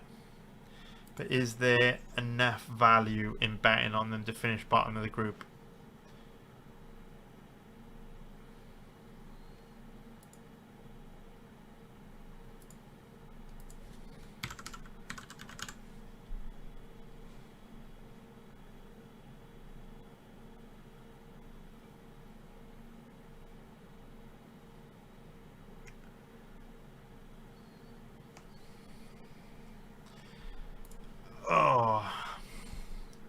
We'll go Australia to finish bottom of the group.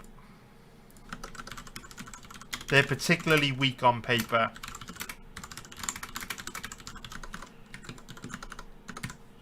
Particularly weak. However, Paraguay don't have many goals in them. But Enciso has had an amazing season for Strasbourg. So Curacao, Tunisia, Sweden, Japan or Netherlands. I do think Tunisia are very likely to finish bottom of that group. So we'll pop that in.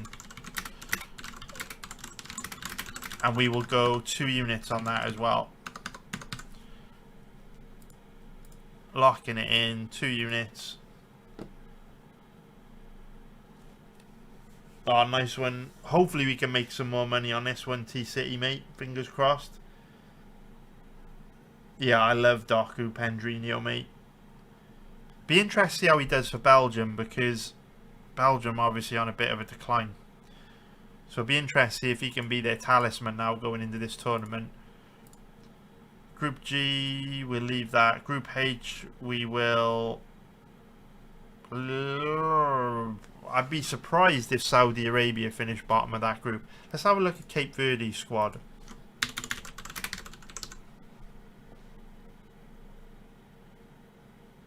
Yeah, let's give that a miss. Let's give it a miss. The odds just a bit too short to bet Cape Verde to finish bottom of that group. Iraq, no. Jordan, no. Uzbekistan, no. Panama, no. We will give that... Oh, actually, let's have a look at Congo's front line.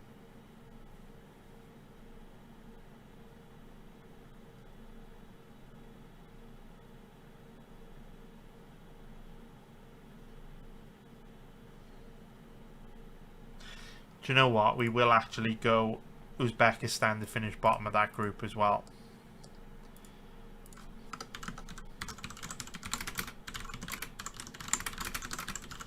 They are very, very bad defensively from what I've seen of them. And let's just double check. Yeah, we'll go 2 units on that.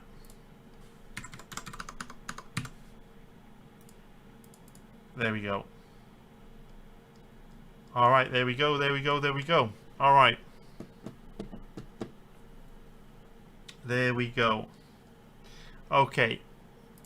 So that's that betting mark out the way. We'll now go to reach final. Let's take a look. What's Spain's path like? France, no, we won't go there. And definitely won't go Brazil. They run into England and Portugal along the way. So now let's get into top team goal scorer. All right, this is very, very, very interesting. Very interesting. So remember the strategy for this. This is where being on penalties is a really big deal.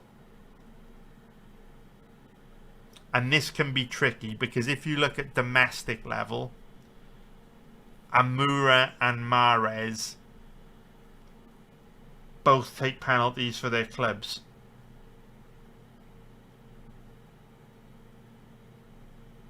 Amura is very tempting at 5.0, but it's risky to bet them when they're not on penalties.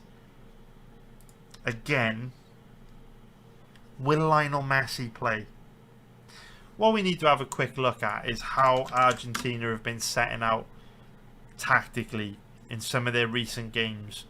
Because if I were the Argentinian manager, I wouldn't play Messi, which I know is going to sound crazy. He's the greatest of all time, blah, blah, blah, blah, blah. But he's very old now. And I would prefer to have young, hungry bucks in there personally. So if we look at their last couple games, their friendlies. So they played Honduras.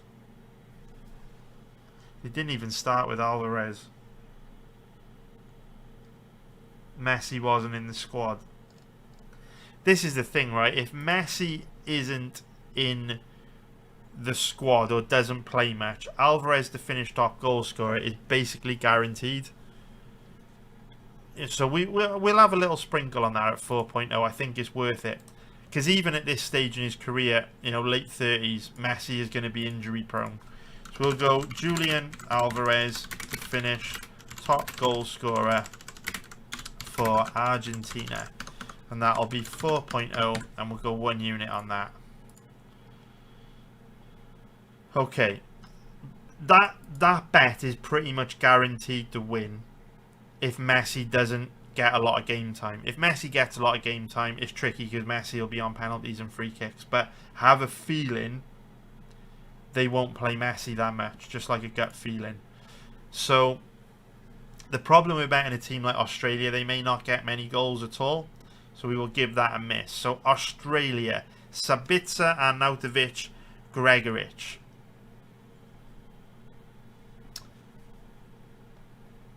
Sabitzer's an attacking midfielder.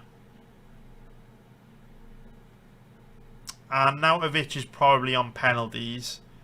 Gregoric has more goals in him from open play. Gregoric is tempting. But how far are Austria likely to go? If Austria aren't likely to go like super far, not being on penalties isn't as big of a deal because they may not get a penalty in a group stage. Yeah, they run into Spain and most likely run into Spain in around the 32. So Austria probably aren't going to go that far. And they're in a group with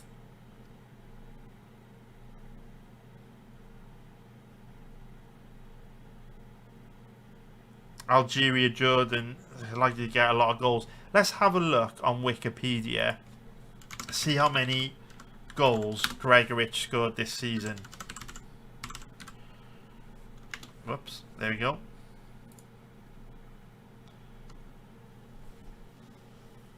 Not many, that's not a good sign. 2 goals in 11 appearances for Brøndby. His record for Austria is very good. Whenever I think of Austria, I always think about Gregoric scoring.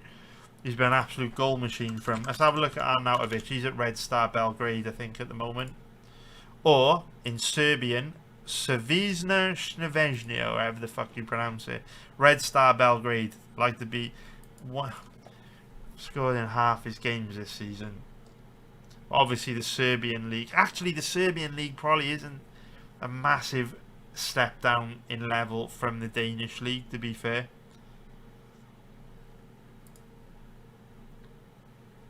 Who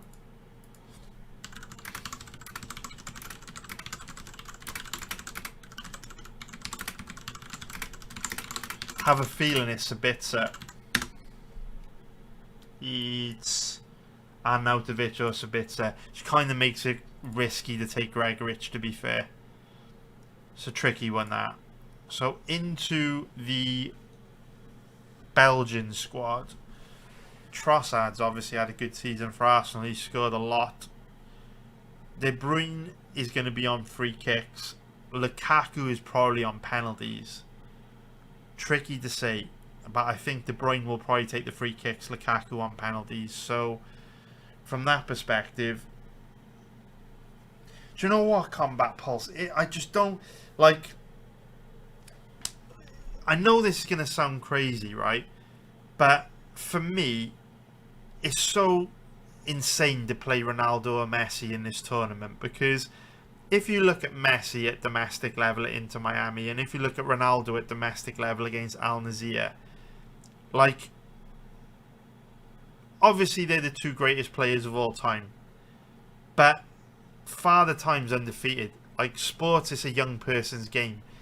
If you look at Messi when he plays for Inter Miami, It's like Inter Miami are playing with 10 men. He's great if you get a free kick in and around the 18-yard box. And obviously, he's deadly in the 18-yard box, right? But it's like playing with 10 men. He just can't run. He can't do any defensive work. He can't track back. Gets caught out of position all the time. And with Ronaldo, his finishing has been fucking shocking at Al Nassr. I mean, Al Nassr just lost the Asian Champions League to Gamba Osaka.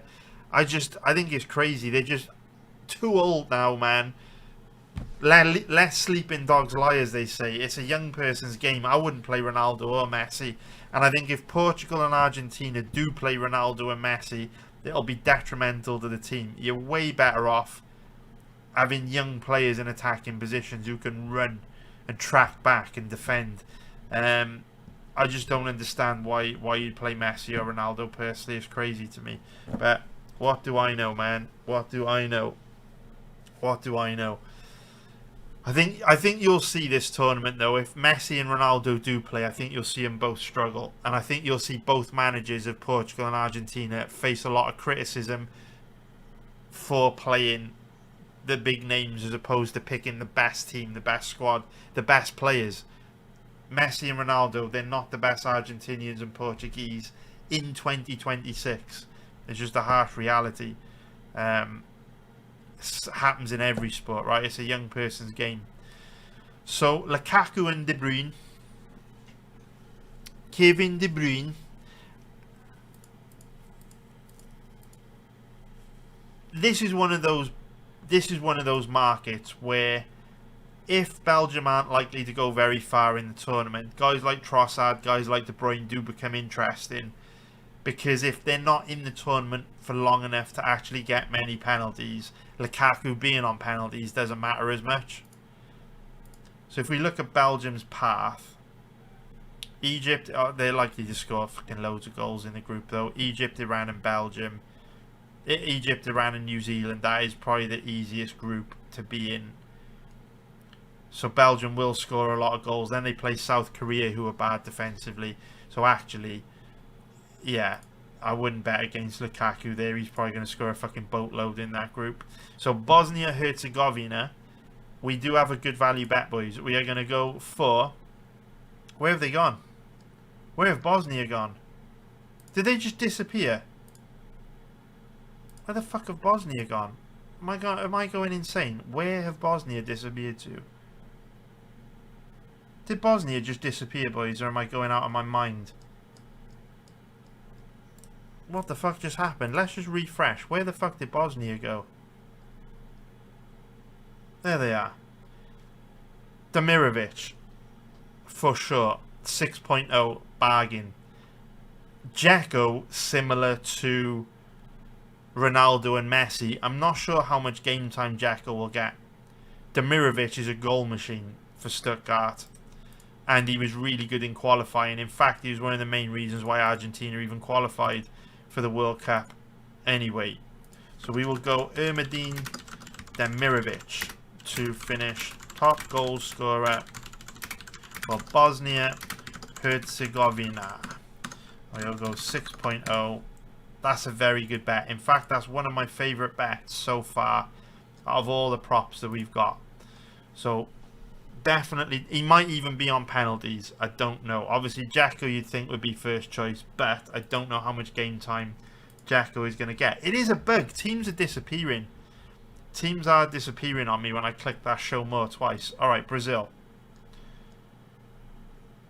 I just want to make sure that teams aren't like properly disappearing here, or we're going to be missing some opportunities. Right, Brazil. Yeah, I've just literally clicked Brazil again and they disappear. Am I going crazy, boys? Am I going crazy? Am I going absolutely crazy? They keep disappearing on me. You know, I just think Mexico are... I think Mexico are a very poor team, Jose, mate. I think Mexico are a very, very poor team, personally. I think they've got much up front. I think they're weak in midfield. I think Mexico are obviously, you know, a good international tournament team in the past, but I think in 2026, I think they'll struggle. Yeah, you are right, Elias, mate. Portugal don't have a lot up front, do they? You are right, man. Do you know, Pendrino, I do disagree with you with Messi having great IQ, mate. He does have great IQ. I don't disagree with you on that. What I mean is, I don't think great IQ is enough. I think it's like playing with 10 men when you know, you've got a guy that can't track back, gets caught out of position. I'd rather you know, young hungry bulls in that attacking midfield that can run around and track back and defend and put a shift in. You have to, you know, Messi's great in and around the box, but you have to carry him in every other phase of play. It would be a no for me, but we'll see what the manager does. So Brazil, you'd think Vinicius Jr. would be on penalties.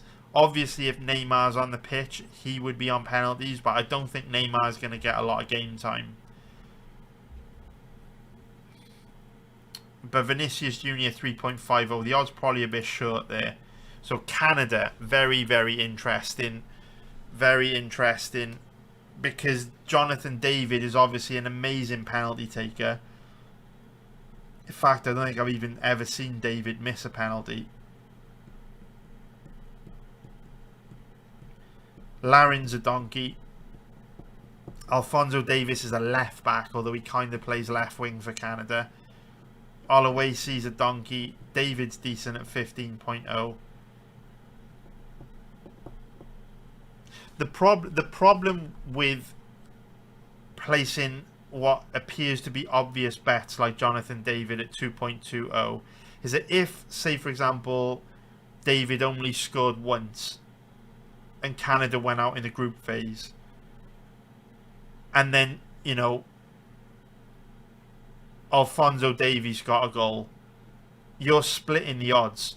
So instead of getting 2.20 plus 120, you got to take like 1.60 odds on David, which gives you a far worse risk to reward ratio.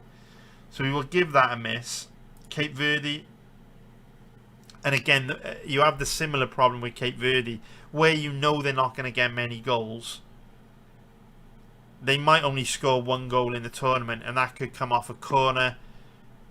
You know, a centre back could head it in off a corner. It's very, very, very difficult to gain an edge with markets like that.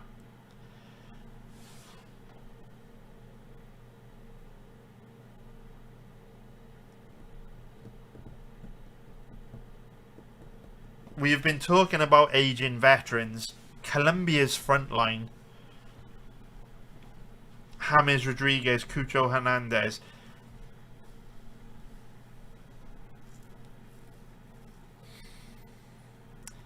So what we're going to do, boys, I had to like second guess the odds here for a second, because Luis Diaz is the favourite to be top goal scorer for Colombia. It gets really complicated. Colombia is actually a really complicated one. So Luis Diaz is obviously Colombia's best player. He's a dangerous left winger. But he doesn't take penalties for Bayern Munich. Harry Kane does. Luis Suarez is an amazing penalty taker for Sporting Lisbon. And he scores a decent amount of goals from open play as well. And he should be Colombia's #1 striker. With James Rodriguez, we're in another situation with Messi, where, for me, James Rodriguez, I think he's at Minnesota United now.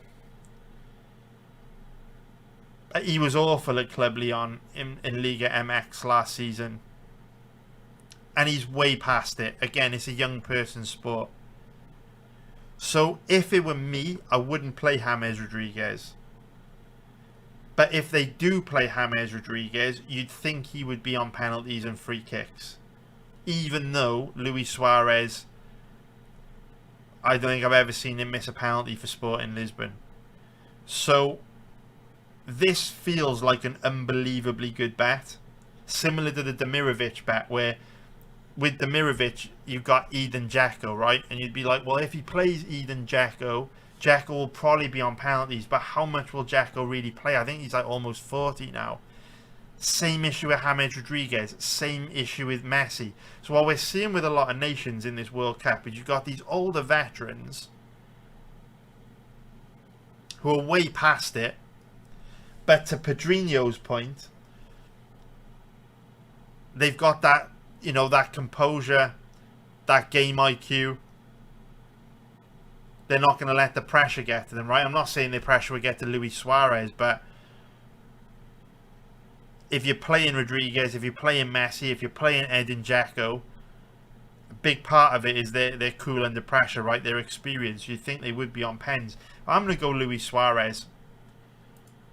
Because if James Rodriguez doesn't play much, or even if Colombia don't get many penalties, Suarez should quite comfortably finish top goal scorer, in my opinion.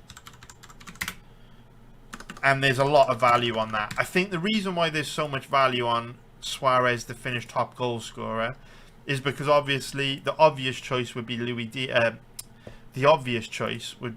Diaz.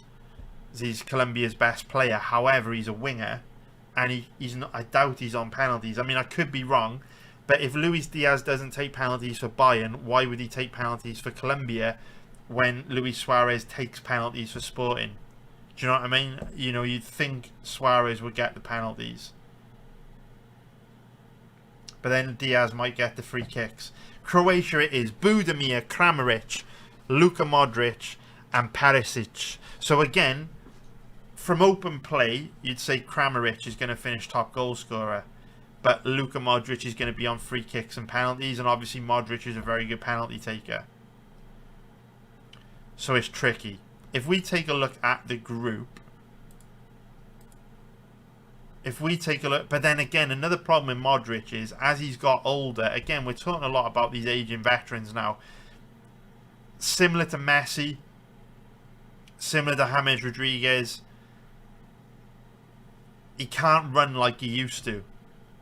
So he sits a lot deeper. This isn't the case with Messi or Rodriguez. James Rodriguez and Messi still play very high up the pitch in attacking roles. Modric drops deep and he picks the ball up and, you know, creates playmakes, but he doesn't get in advanced positions like he used to at club level anyway. He might play a different role for Croatia, but at club level this season he has sat very deep. And if we actually fact check that, I doubt Modric has scored hardly any this season. Let's just take a look. Whenever I've seen Modric this season for AC Milan, he's sat very deep. Yeah, he's only scored 2 goals for AC Milan this season. So Modric is interesting because you'd think he'd be on penalties, but Kramaric is the one jumping out at me because he's going to be the guy that'll score more from open play. We'll give that a miss. It gets a bit messy with penalties. How far are Croatia likely to go? They run into Portugal in the round of 32, and Croatia are poor this year. They are very, very poor.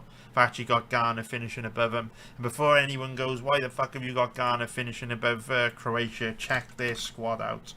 Look at their front line. Semenyo, Inaki Williams, 2 deadly wingers. Solid at the back. Croatia are just old now. Curacao might not get any goals. I mean, look, their captain, Leandro Bacuna, he's a defensive midfielder and he's their top goal scorer, which tells you everything you know about the chances that, you know, they're giving Curacao of getting goals. They're just expecting him to maybe get a penalty in for Bacuna to just get the 1 goal, but we'll give that a miss. Patrick Schick, odds are too short on him, although he'll definitely be on penalties. Klocek is like an outside shot because he's obviously the other striker, but Patrick Schick will be on penalties and everything will go through him. We'll go for Patrick Schick actually. That should be quite a safe bet because we do think the Czech Republic are going to go quite far. If we go Patrick Schick,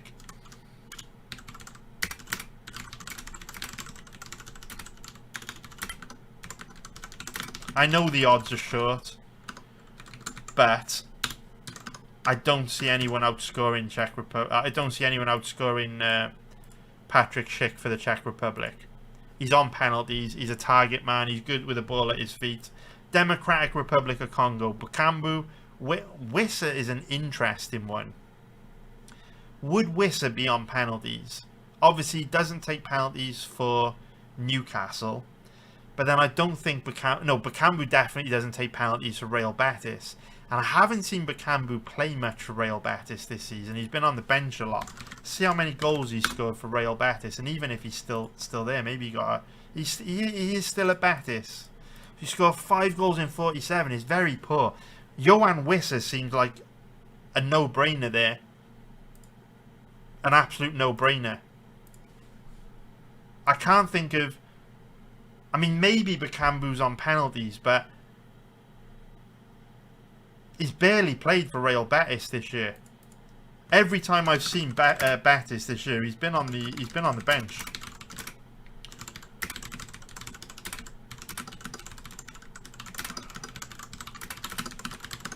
So actually, along with Demirovic to finish top goal scorer for Bosnia-Herzegovina, that's one of my favourite bets. I do like that a lot. We've got some great props, man. Some really good ones.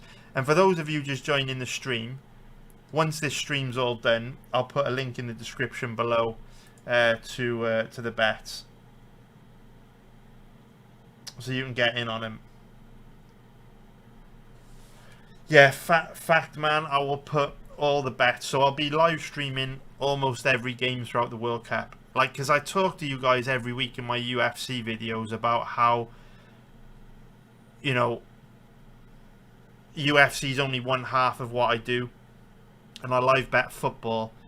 And we make really good profits live betting football. But because I specialise in live betting, it's really difficult for me to make football related betting content. Because when I'm in live betting sessions, I'm monitoring, like, you know, many different games at the same time, so it would be chaotic to do a stream as well.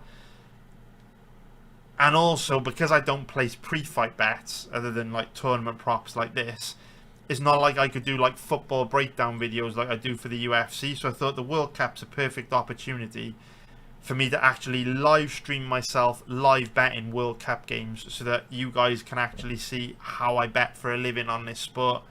And I can kind of teach you as much as I know about live betting football, which hopefully in the future will help you guys make more money betting on football as well. So I'm going to be live betting every game throughout the World Cup. What defender do you think will finish top goal scorer for Colombia, Pedrinho? I do agree with you as well, mate, that Portugal's not going anywhere with Ronaldo playing, but Portugal might have the best midfield in the history of the World Cup. I've never seen anything like it in my life. Look at their midfield. It's unbelievable. Absolutely unbelievable. Check it out. João Neves, one of the best midfielders in the world. Vitinha, one of the best midfielders in the world. Bruno Fernandes might be the best midfielder in the world. And Bernardo Silva, obviously legend. And he obviously, you know, even though he's left Man City now, he still had a great season for Man City. So, top goal scorer for Ecuador, Enner Valencia. He must be about 100 years old now. How old is Enner Valencia? Spoken about some veterans in this tournament. Enner Valencia is another one. Didn't he get arrested or something? I thought he got arrested or some shit. He is 36 years old. He's not as old as I thought he was. Getting up there. So Valencia, Casado, midfielder. Plata's their most dangerous player in my opinion these days, but obviously he's a winger and he won't be on penalties. We'll give Valencia well, actually Valencia will definitely be on penalties. He's an amazing penalty taker, but the odds are too short for me. Egypt, Mo Salah, Omar Marmoush. Do you know what? Salah will be on penalties, but obviously he hasn't had a great season, and in front of goal his finishing has been quite poor for Liverpool this year. So I think Omar Marmoush at 4.75, that's a pretty good value bet in my opinion. So we will go with that. Also, on top of that, Marmoush is more likely to play through the middle, while Salah is more likely to play out wide, which would increase the probability of Marmoush getting goals from open play. And even though Salah will be on penalties, or you'd think he'd be on penalties, Marmoush a pretty good penalty taker as well. But even though Salah should be on penalties, if they don't get any penalties in that group, and then they go out in the round of 16 against the United States, which we think is the most likely way it's going to go, it might come down to goals scored from open play, in which case, with how bad Salah's finishing has been this season at Liverpool, Marmoush could easily finish top goal scorer in that group. Well, not that group, but out of all the players in the Egyptian squad, just based on goals from open play. England! You'd be very foolish to bet against Mr. Harry Kane finishing top goal scorer for England, and his odds reflect that, so we'll give that a miss. France, there's a bit of debate. There is a bit of a debate with France, where obviously Michael Olise has had an incredible season for Bayern Munich, and he scored a hat-trick in a friendly last night against Northern Ireland. So people are saying, should Olise get the nod over Mbappe to play up front? He's had an amazing season for Bayern, and for me he's more consistent than Mbappe. If we look at France's squad, it's absurd, right? So much quality, so much strength in depth. The question is, where is he going to play everyone? If it were me, I would probably play Douy on the left wing, Dembele on the right wing, Mbappe through the middle with Olise in the number 10 just behind Mbappe. But that would mean Cherki, after having an amazing season from Man City, probably wouldn't get in the starting lineup. But I would prefer to have Olise over Cherki, and I don't see how you drop Mbappe. The other alternative would be, obviously, you could have Mbappe wide left instead of Douy, but I would prefer Douy than Mbappe out wide left. Douy doesn't have the same pace that Mbappe has, but for me, he's a better team player, better in and around the box. So for France, obviously Mbappe is on penalties. I don't know who would be on free kicks, actually. I'm not too sure. Maybe Olise, I don't know. But yeah, Mbappe, odds a bit too short on Mbappe, but France have got a lot of firepower. If they don't get a lot of penalties, you could see Olise, Dembele or Doué finishing top goal scorer for them. Germany, Kai Havertz should be on penalties. He's taken penalties from time to time for Arsenal this season. Actually, will he be on penalties or will... So Musiala doesn't take... So Musiala is a similar one to Luis Diaz. Obviously, Kane takes penalties for Bayern. Salah takes penalties for Liverpool. So Wirtz would be unlikely to take penalties. Voltemade does take penalties for Newcastle. Who would be on penalties for Germany? It would be Voltemade, right? Or Havertz. It would be Havertz, number 1. But I'm just thinking, if Germany didn't get many penalties, I don't like the idea of taking Havertz at 3.0 because he's, you know, doesn't get loads of goals from open play.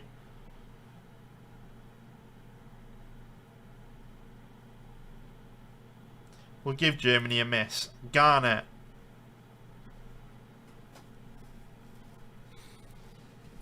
So again, for Ghana, I don't know who would take penalties, if it would be Semenyo or Williams.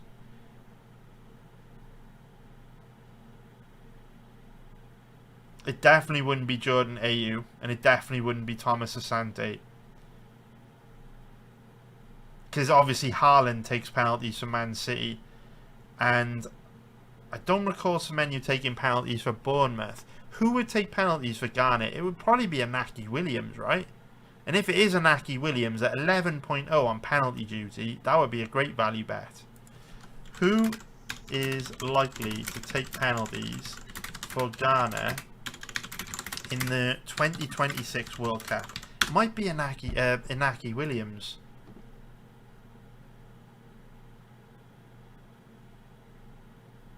Yeah, it does say Inaki Williams.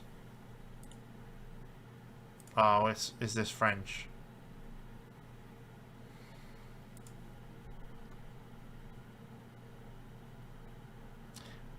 Jordan AU definitely won't take penalties. It'll either be Inaki Williams or Anton Semenyo.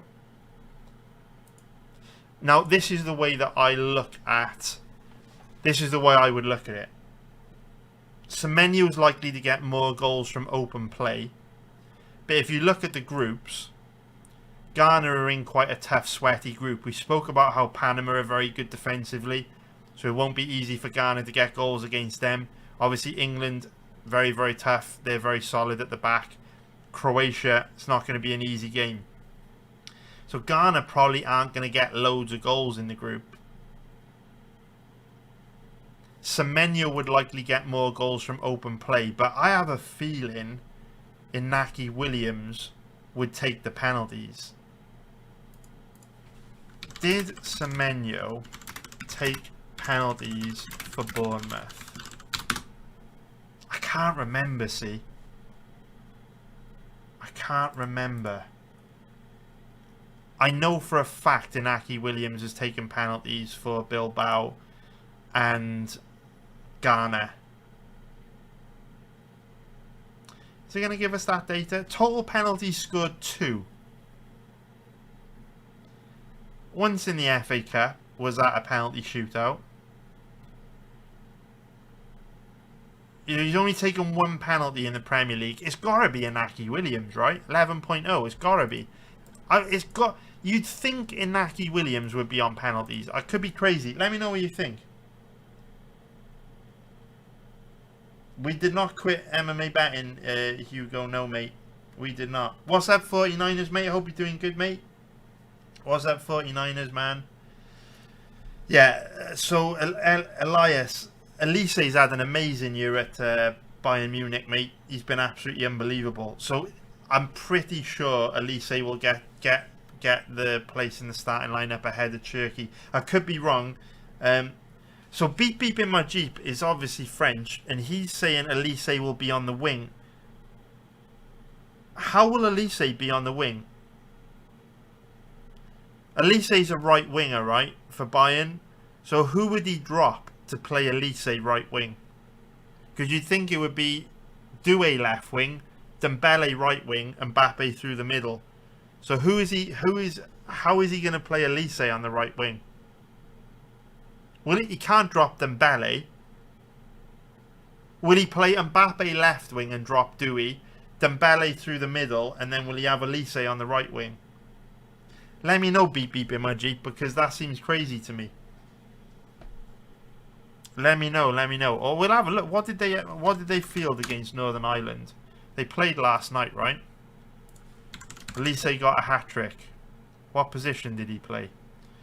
This will give us our answer. Let's take a look. Right wing. Crazy. He's playing Dembele. I don't understand. Obviously, like, you can't question Deschamps, but I don't understand why you would play Dembele in the number 10 role. I don't know why you play Dembele here. The reason why I don't understand why you play Dembele in the number 10. I know Mbappe is number 10, but this is called the number 10 position. I don't understand why you play Dembele there, because Dembele's biggest attribute is his speed.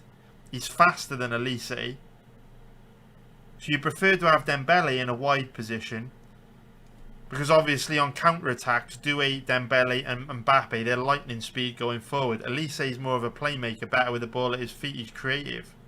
I don't understand. I'm surprised at that. Very surprised.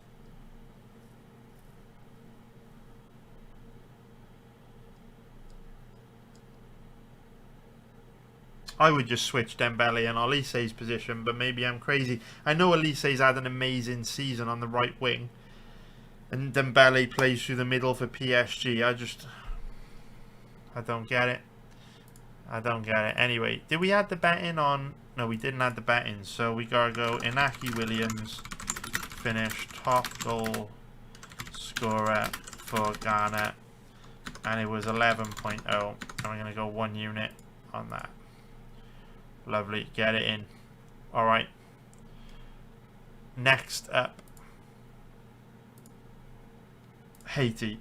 Again, they might not score a single goal, although Isidore would probably be on penalties, right? Actually, it might not be, it might be Puro.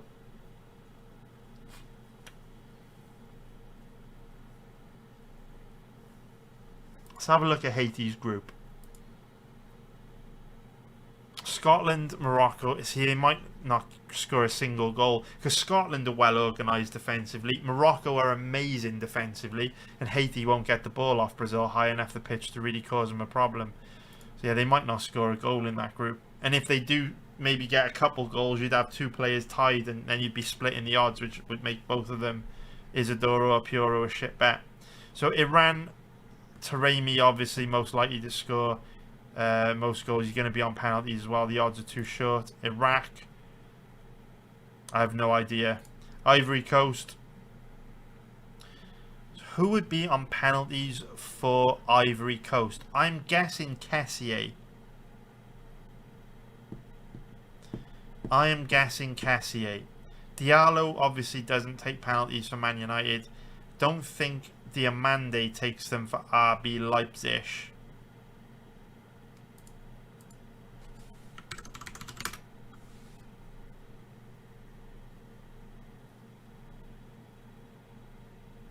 Who takes penalties for RB? I know for a... but then again, Kessié doesn't take penalties for Al Ahly. Ivan Toney does. But Kessié used to take penalties for AC Milan. So it's complicated. Could be...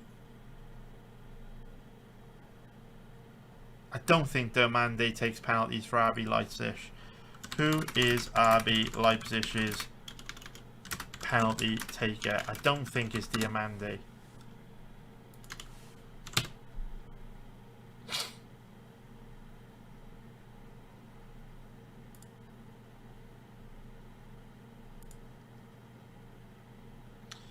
Baumgartner,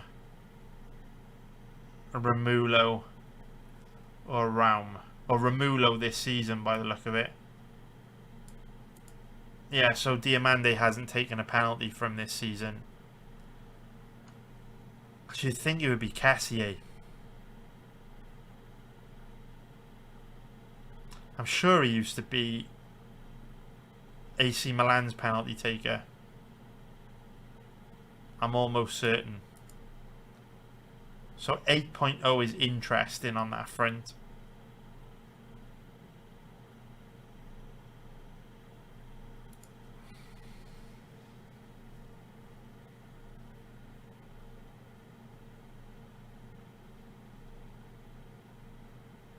Because if Kessié does take, if he does take penalties for Ivory Coast, that's major value. He does actually get forward as well. I know Kessié is a defensive midfielder, but if you watch him for Al Ahly, he does actually get forward in advanced positions. Because Diamande's a winger, Giallo's a winger. I don't see a Dingra 15.0. See, he's got goals in him.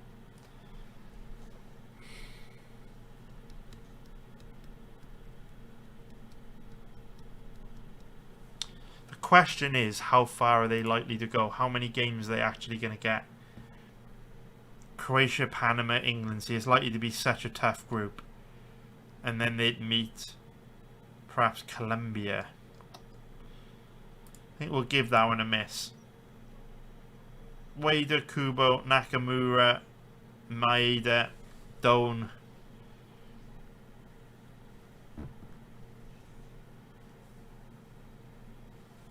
So, again, from open play,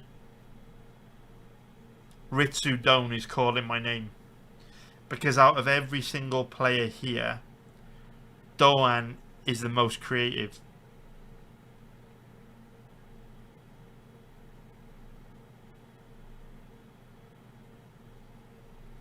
And when I've seen him this season, he's looked very dangerous going forward. but I bet you he doesn't take penalties. I know he doesn't take penalties at club level. Who is the Japanese penalty taker?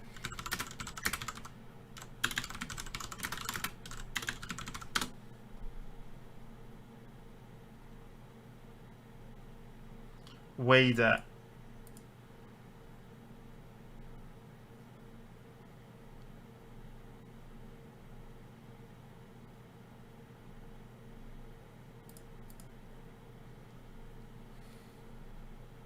Let's have a quick whiz through this.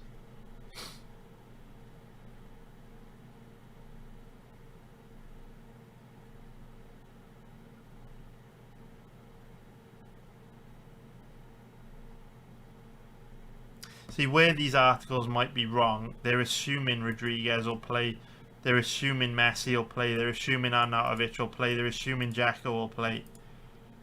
All the old guard. We might have good value bets on Wissa. Ghana, Jordan Ayew won't take penalties for Ghana. They got that wrong. So this article's inaccurate. Jordan Ayew will not take penalties over Semenyo or Inaki Williams. I can guarantee you that. It is saying Frank Kessié.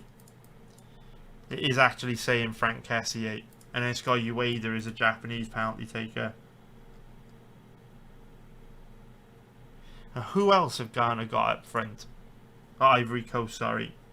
Jallo winger. I don't rate Bonnie. Adingra is dangerous. Gessan shit. Pepe winger. Wahi's dangerous, but I don't know if he would get in ahead of Adingra. Diamande's obviously deadly, but he's a winger.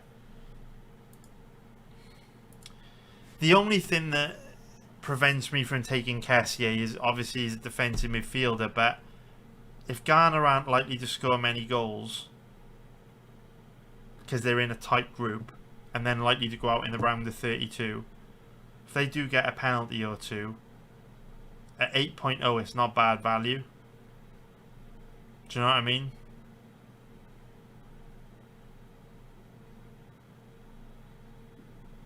Let's have a look how many goals he scored this season for Al Ahly, because I know he didn't take penalties. It was Ivan Toney.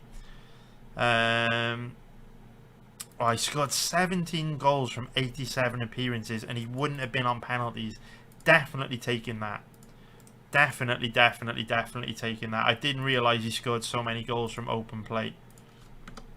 And to be fair,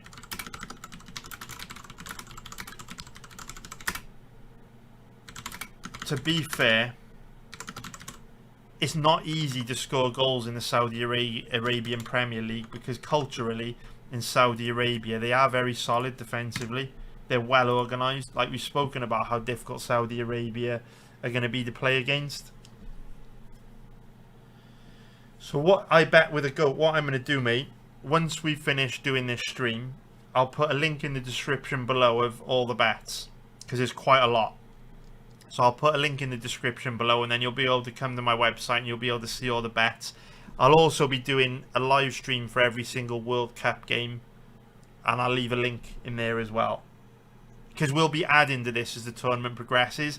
You probably missed the early stage of the tournament, but we've taken like long shot bets on some of these countries which we know aren't going to win the World Cup. But we place bets like this because if they go quite deep into the World Cup, you'll be able to basically hedge out of them for guaranteed profit at huge dog odds. So it's all part of the strategy we spoke about earlier in the stream. So yeah, this will be like a working document throughout the World Cup where we'll be adding more props to it as the tournament goes.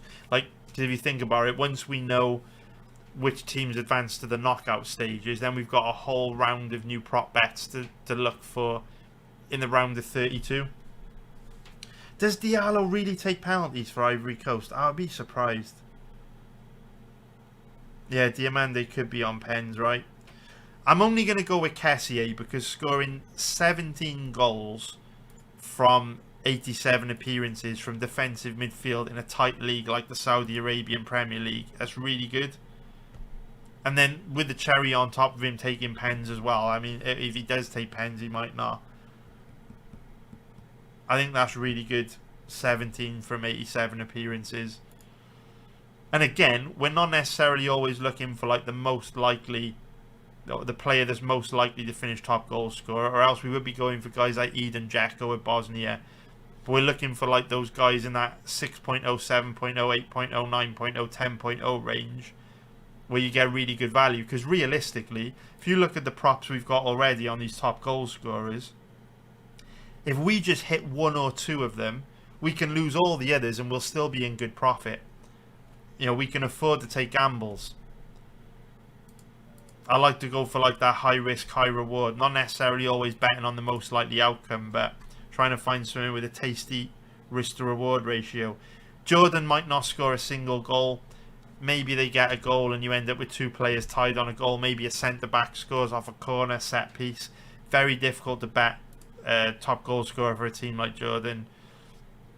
So Raul Jimenez will be on penalties, you'd think, for Mexico. Santiago Jimenez has had a really poor season for AC Milan. Quinones has been amazing for Al Qadisiyah, but he is a winger. Alexi Vega is a winger.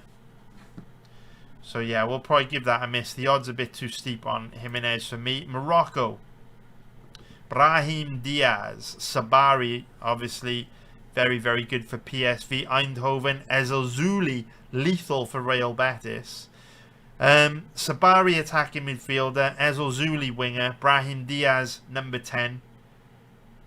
You'd anticipate he'll probably play Diaz out wide right, because he'll want Sabari through the middle, because Diaz is better at going past people than Sabari. Morocco, pretty decent up front.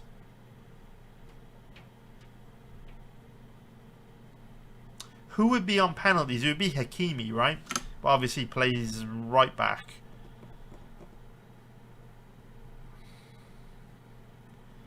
So Morocco is a difficult one, because Hakimi will almost certainly be on penalties, but playing as a defender, you can't guarantee he's going to get many goals, especially if they don't get many penalties. Brahim Diaz, lethal. How many goals has El Kaabi got from open play this season? I've never really rated him personally, but he has had 134 goals from 88 appearances at Olympiacos, although it is worth noting, obviously Olympiacos are at a much higher level than most teams in the Greek Super League. So Olympiacos, obviously, they're not dominant in Greece, because obviously you've got Panathinaikos, you've got PAOK, you've got AEK Athens, but there are a lot of whipping boys in that Greek Super League, which inflates the goal scoring numbers. I've never really rated El Kaabi personally, but then Brahim Diaz doesn't get a lot of game time for Real Madrid.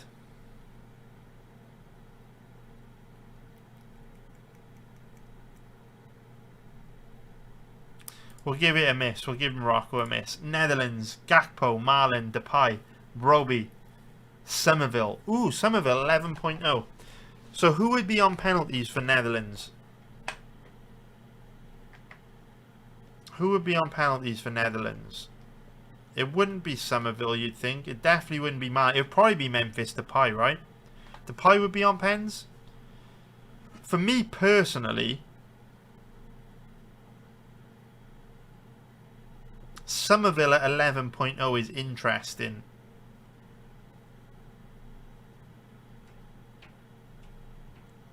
Depay's old now, but they haven't gone. Oh, would they start Broby over Depay? Let's have a look and see how Netherlands have been shaping up in their friendlies, because I don't know who they'd play up front, if they would play Broby or Depay. I would play Broby personally, but I like young players full of energy.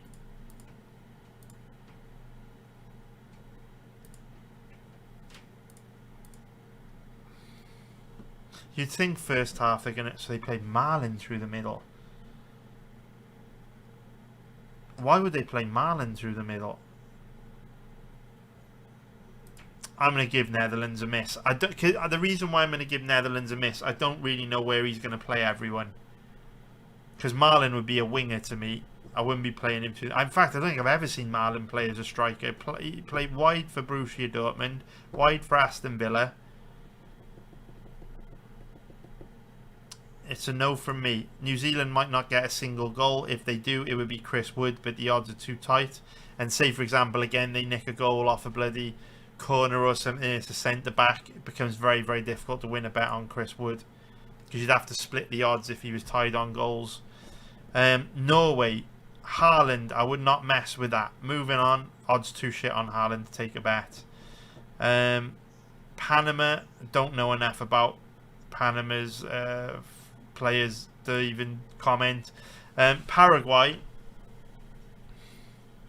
Julio Enciso is interesting to me because he's had a very good year for Strasbourg, and I've seen him bang him in for Strasbourg this season.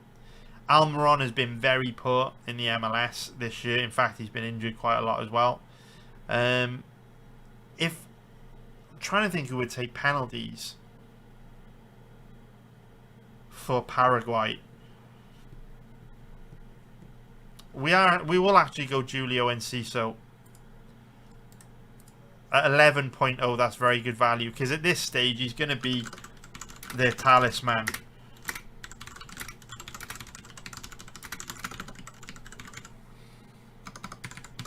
And he's obviously had a very good season for Strasbourg. And on top of that, at 11.0, like I say, you've only got to win a couple of these bets on team, correct player to finish top goal scorer, and you are free rolling. Why is that 100? Need to edit that. Can I edit it from here? No. All right, I'll edit that bet. It's not 10 units on Marmouche to finish top goal scorer. It's 1. But before I actually post these, like publicly, I will edit the odds and shit because there's wrong odds entered into some of these bets and stuff. There's like different bugs and shit. We'll change it to units from like dollars. So we'll clean it up before I post it publicly. I'll post them probably an hour or two after this stream ends. I'll go and clean all the bugs up, tidy up the record, and then we'll get it posted in the description of this stream. So if we then go for Portugal's top goal scorer, Cristiano Ronaldo, Bruno Fernandes, and Carlo Ramos, João Felix, Rafael Leao, Pedro Neto. Do you know what? I wish that Bruno Fernandes wasn't such short odds, because I think Bruno Fernandes is very likely to finish top goal scorer for Portugal, but I would like slightly juicier odds than 4.50, so I'm going to give that a miss. And Ronaldo's been really poor for Al Nassr, so I wouldn't touch that. I think Bruno Fernandes will finish top goal scorer, but those odds are really poor. Qatar, Afif at 5.5, probably going to finish top goal scorer. He's probably going to be on penalties as well. Will they actually score any goals though? That is the question. Let's take a look at their group. Yeah, they will actually. I think Canada are bad defensively, so are Bosnia. Afif's on penalties. He'll be on free kicks. Yeah, I think it's worth a gamble at 5.50 because all the goals go through him. He's like their talisman. So we'll go for that. 5.50, very generous. Obviously, again, you run the risk of if a centre-back scores off of, corner, something like that, obviously you're betting a lot of trouble because Qatar aren't going to get loads of goals in the group stages. But you'd imagine a Afif would get at least 1 goal. So even if you split the odds from 5.50 down to like 2.25, still not terrible. I'd be surprised if Afif didn't get at least a goal. He is the Qatari talisman. Saudi Arabia. Salem Al-Dazari. Surely he would be on penalties. Surely he would be on penalties. I know he doesn't take penalties for Al Hilal because it was obviously Mitrovic and now it's Darwin Núñez, I believe. But you'd think Al-Dazari would take Saudi Arabia's penalties. Let's refer to this article. It says Al-Burakan. I thought it would be Al-Dazari personally, but I don't fully trust this article because it's also saying that, where is it? Jordan Ayew will take penalties for Ghana, which I promise you he won't. Definitely not. I mean, Jordan Ayew might not even start for Ghana, let alone they take their penalties. So that's incorrect. So I wouldn't trust this. Yeah, no, this article is completely wrong. It's saying Rahimi will take penalties for Morocco. It's incorrect. It'll be Hakimi. So this article's a total load of shit. Yeah, this article's a total load of shit, man. Nice one, Edward, mate. What's up, Timmy boy? What's up, boys? What's up, Elias? Yeah, this article's a load of shit, boys. They've got loads of countries blatantly wrong. So we'll actually get rid of that because it's probably doing more harm than help. So let's take a look and see how many penalties Al Burakan has scored. So this doesn't make any sense. He doesn't take penalties either because Ivan Toney does.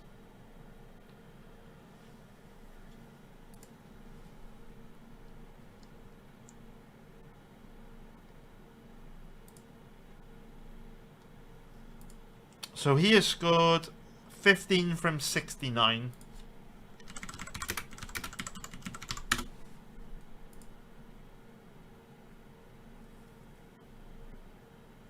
$142 from 500.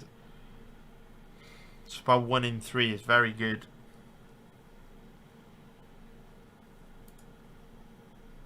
I reckon Salam Al-Dazari at 7.0 is worth a gamble there. Again, we're just looking for value, right? And all we need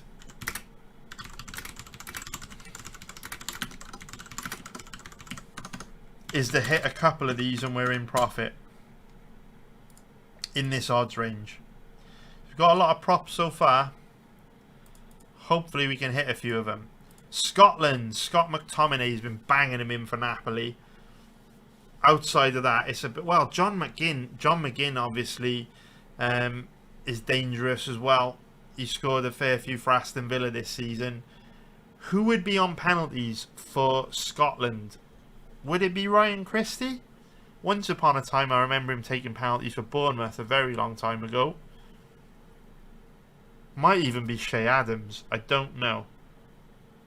And I give Scotland a miss because, again, I don't think Scotland are going to score many goals in the tournament, and I don't know definitively who would be on pens there. So I'll give them a miss. Senegal, Sadio Mane, Nicholas Jackson, and Jai Sarr.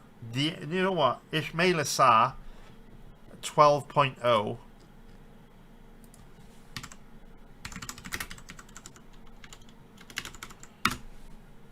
He has been brilliant for Crystal Palace.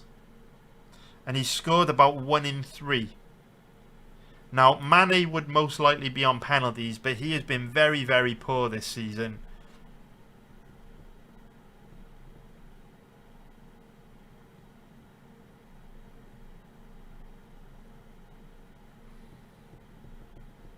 Again, it is a long shot, but he has been deadly for Crystal Palace. I don't think Nicholas Jackson's great in front of goal. Diaye's more of a winger. Mane's been very poor. And again, this is one of those ones that I think is worth a gamble. I think it is worth a gamble.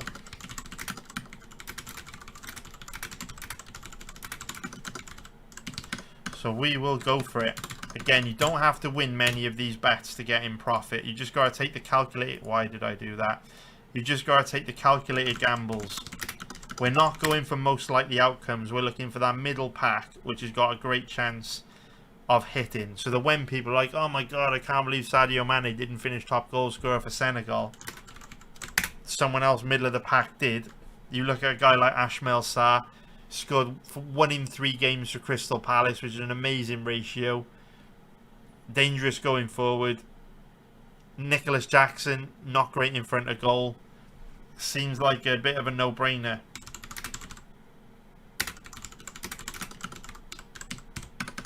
And then we will go, what was it, 12.0? And we will fix all these bugs where it's automatically reverting to $10. We'll fix all that. We'll edit that. We'll clean the odds up as well, boys, before I post this for everyone to see. South Africa. So Lyle Foster, I believe, plays for Mamelodi Sundowns, and I have watched him a few times this year, and he is pretty decent. But I don't know enough about the other players to be able to have a real good opinion on that one. South Korea, Heung-min Song, you'd imagine would take penalties. Always shocking. Lee Kang-in, very good midfielder. Son, 3.5. You'd think Son would finish top goal scorer, right? But he is getting old now. And again, how many goals realistically is South Korea going to score in the group stage? That is the question. They are in a tight group. Excuse me.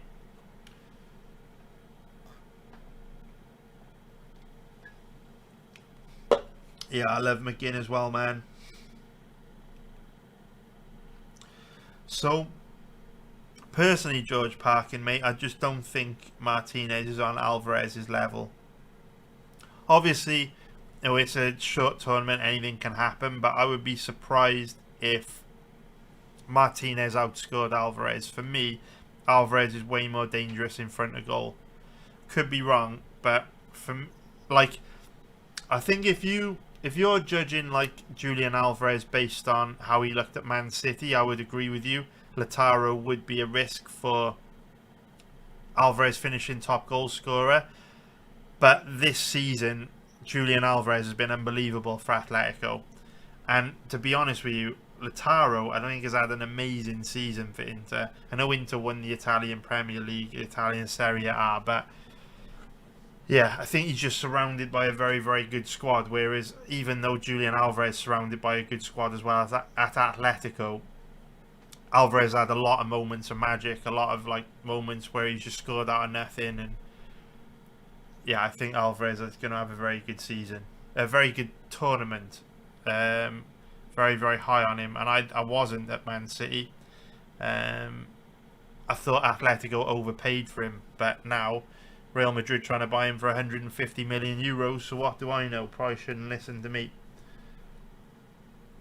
All right. What's up, Hamilcar, mate? All right, into this next one, we have got South Korea. I think the odds are a bit too short on Son at 3.5. We'll give that a miss. So Spain, I think it's going to be very difficult for anyone in the Spanish squad to outscore Oyarzabal because he's on penalties. But obviously, Lamine Yamal shoots from anywhere. So Yamal will get a lot of goals. I think the odds are too short on Oyarzabal and Lamine Yamal though. Sweden, Gyökeres, Isak, and Alanga will be the front three, you would imagine. Gyökeres, actually, I don't know. I don't know who would be on penalties out of Gyökeres and Isak, because they obviously both take penalties at domestic level. Isak's been injured for a long time. You'd anticipate Gyökeres would take the penalties, but yeah, similar to Oyarzabal and Lamine Yamal, the odds just a bit too tight on those two for me. Switzerland, Embolo, Enjoy, Xhaka, Vargas. Who would take penalties for Switzerland? Would it be... I don't know. Okafor? Don't recall seeing Embolo take penalties for them.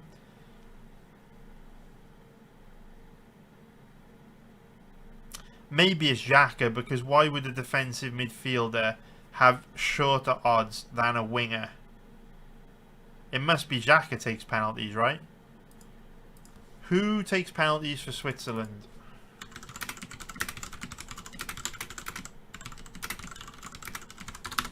It's got to be Xhaka, right? Yeah, Xhaka. Okay, that makes sense. Alright, well, we'll give that a miss because he's a defensive midfielder. So if Switzerland don't get penalties, he likely won't score many. Tunisia, I don't know enough about the Tunisian squad to say. So Turkey, interesting. So Kalinoglu will be on penalties, you would imagine. And he does score from open play a lot. Even though he's a midfielder, not even necessarily an attacking midfielder, he does a bit of everything. He is lethal from outside the box, and he will almost definitely be on penalties. I better fact check that, but I think Osimhen takes penalties at Galatasaray. It is not Artukoglu.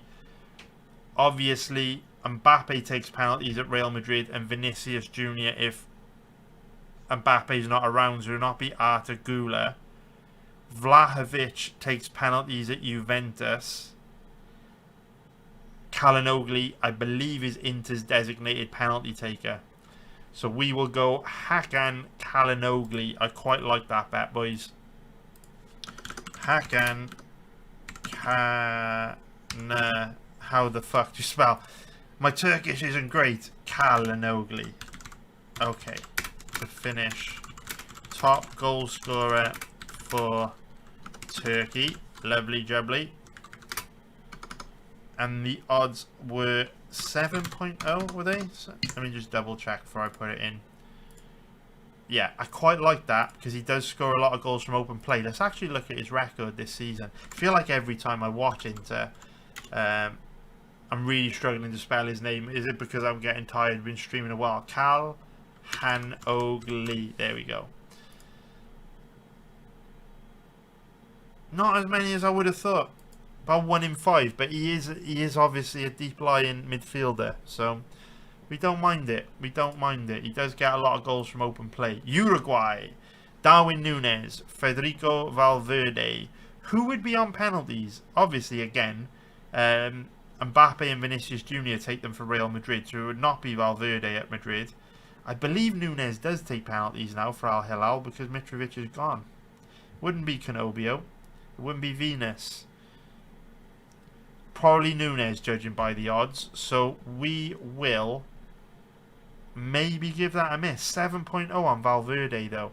And we know Darwin Núñez is a bit of a donkey in front of goal.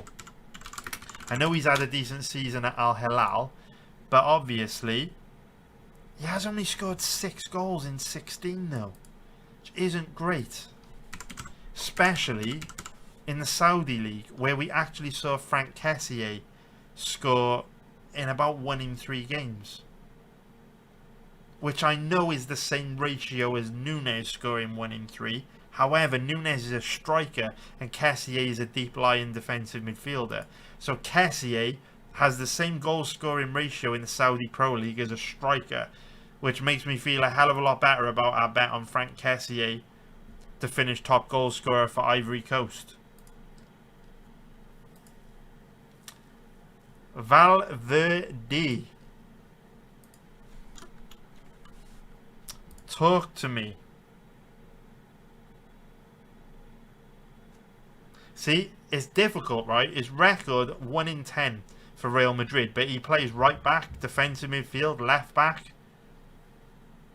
Would he be on penalties? Probably not. They probably would give him to Núñez, right? Who takes penalties for the Uruguay national team? It does say Valverde. It does say Valverde / Núñez. I think it's worth a gamble though, because this is a really poor record in the Saudi Pro League, and Núñez has started a lot of games as well. So that feels like value to me. Especially because Uruguay are in a competitive group as far as I remember. Yeah, Saudi Arabia tight defensively. They're not going to score many against Spain. Cape Verde, you know, obviously, who knows? They could batter them. But outside of the Cape Verde game, they'd then likely be running into Argentina in the round of 32. So they might not actually get many goals at all. And we know Valverde is dangerous in and around the box. Seems like a no-brainer to me. Seems like a no-brainer, boys.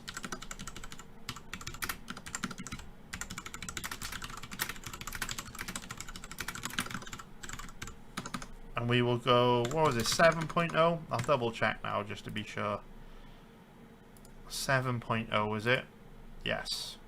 USA, Captain America, Pulisic, Balogun, Pepe, Tillman, Reina, McKinney. It's got to be Christian Pulisic, haven't it? And I don't even mind going in on that. He's on penalty duty. He's dangerous from open play. I'm actually going to go 2 units on this.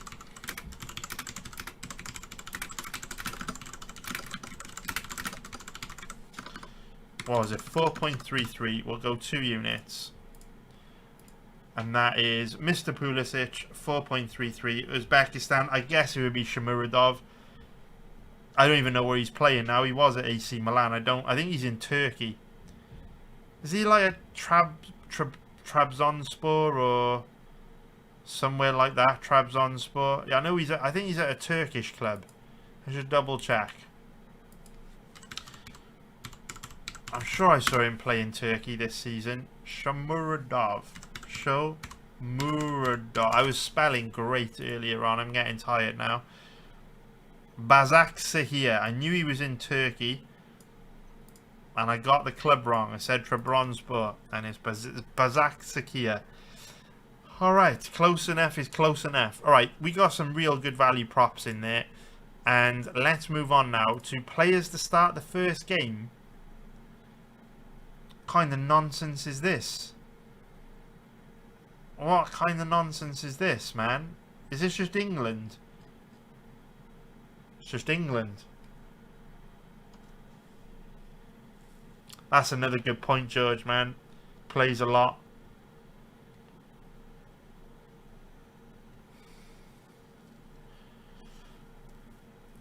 Alright. I don't think we're going to get much value here, boys. We'll give that a miss. Winning continent.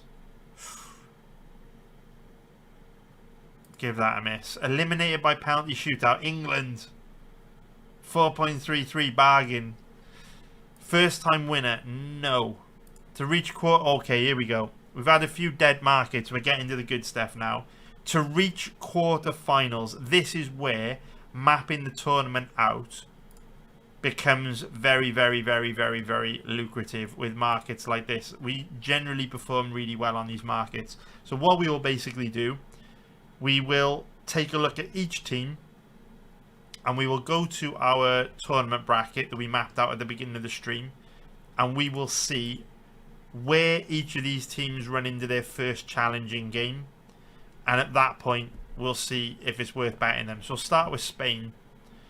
To reach the quarterfinals, so if we just get rid of the noise a minute, we don't need Shomurodov. There we go. And we don't need my website at the moment. So Spain should easily win this group, in my opinion. They would then play Austria. So this is to get to the quarters. They would then play Austria. And then they would play Colombia. I think Spain are very likely to get to the quarterfinals. So we will bet that. And we will go Spain to reach quarterfinals. And we will go 1.66. And we will go 4 units on that. France.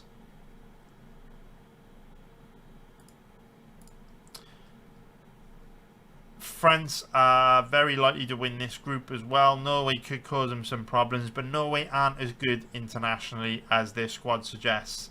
France should win that group. They would then play Sweden. Sweden are awful. They will beat them. Then run into Germany. So that's a bit dicey. That is a bit dicey. Where I'm looking at bets like this, what I'm trying to do is see which teams have got the path through the tournament with the least amount of risk possible. So when you look at Spain, they should win the group easily, which means they would then most likely run into Austria, which they should beat comfortably. Then Colombia, they should beat comfortably. So Spain have got a pretty clear path to the quarterfinals. France are different because France might not actually win the group. We know France, even though they've got the strongest squad, they do underperform at international level. Their players don't play well as a team. Norway could nick the top spot. Then they finish second. They have a tougher journey through the bracket. But even if they win the group, they should beat Sweden, but then they run into Germany. So we'll give them a miss. England. Again, England might not win the group. England are very poor. England are like France.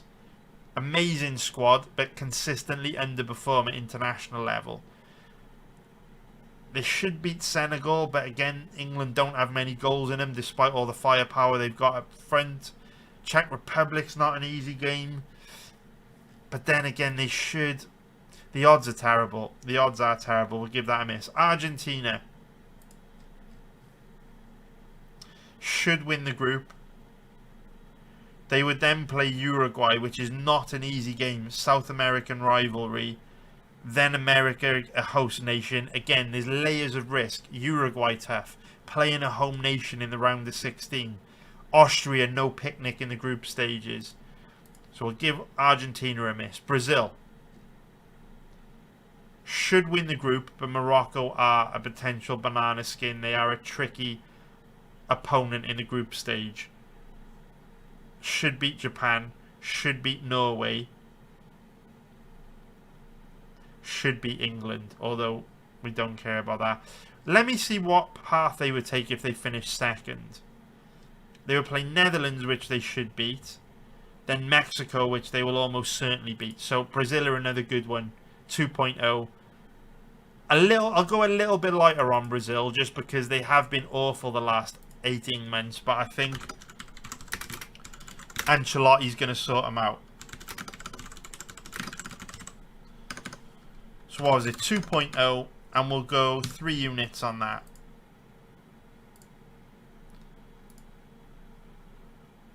Portugal. Tricky group, to be fair, but Colombia are quite poor. They would then play Croatia, which they should beat. They would then play Switzerland, which would be tough. I don't think the odds are good enough to go in on Portugal. Germany. Didn't Germany run into someone amazing in round 16? Yeah, potentially France. So we'll give that a miss.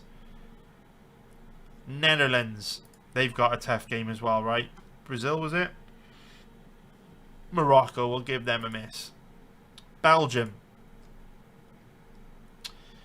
are probably going to win the group. They would then probably play South Korea. They might then run into Turkey, which is difficult. We'll give that a miss. Norway. Ecuador would be tough. Brazil would be impossible. We'll give that a miss. Colombia is shit. Let's have a look at United States. So USA are in a tough group. They might run into Egypt though, and then Argentina. I would give that a miss. Let's take a look at Morocco and Uruguay. Actually, we'll go to Turkey and then we'll call it a day on these kind of bets. So Morocco would likely play Netherlands. That's tough. We'll give it a miss. Uruguay.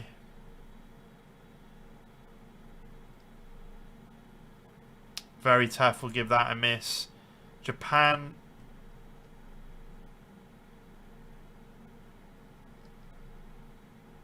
Nope.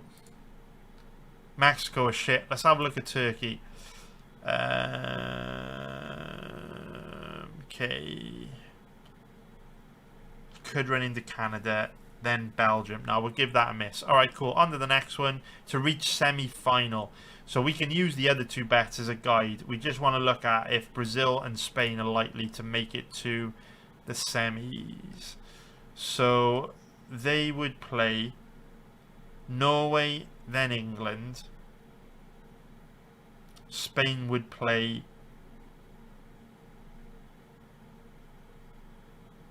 Colombia, then Turkey. Spain have actually got a relatively comfortable path to the semi-finals. France is their first real challenge, which increases my confidence in Spain winning the whole thing. What are the odds? No, the odds are terrible. Winner and top goal scorer? Nope. Go buy a lottery ticket. Goal scorer? Sorry, excuse me.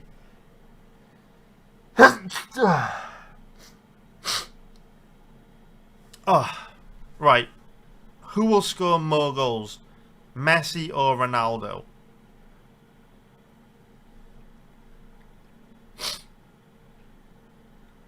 Messi. Because Ronaldo couldn't hit a barn door from 3 feet away. So we'll go with that. It's a question of if he will play. I think Ronaldo's got more chance of playing. Yeah, in actual fact, we better pump the brakes on that. I'm not confident they'll play Messi a lot. Ronaldo will probably play a lot because Portugal don't have much up front. Oh, excuse me, my nose has gone crazy.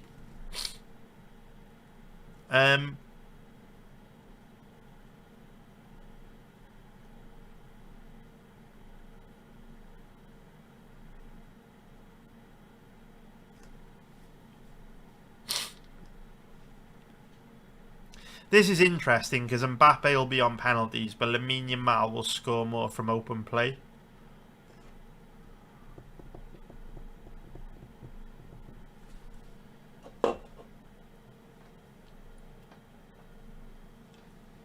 What's up, Joey McBride, mate? Hope you're doing good, man. My nose has gone crazy, boys. Let me just blow my nose while I mute this a second. My nose has gone mad.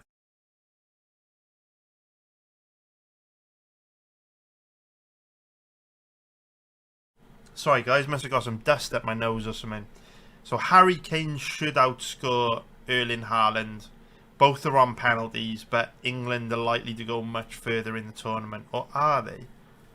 Maybe not. And the odds are quite tight on Kane. So, Julian Alvarez or Vinicius Jr. Wow. Ousmane Dembele or Saka? You'd think it would be Dembele because Saka is shit. But then the short odds. Alvarez or Vinicius Jr. Vinicius Jr. They both might be on penalties.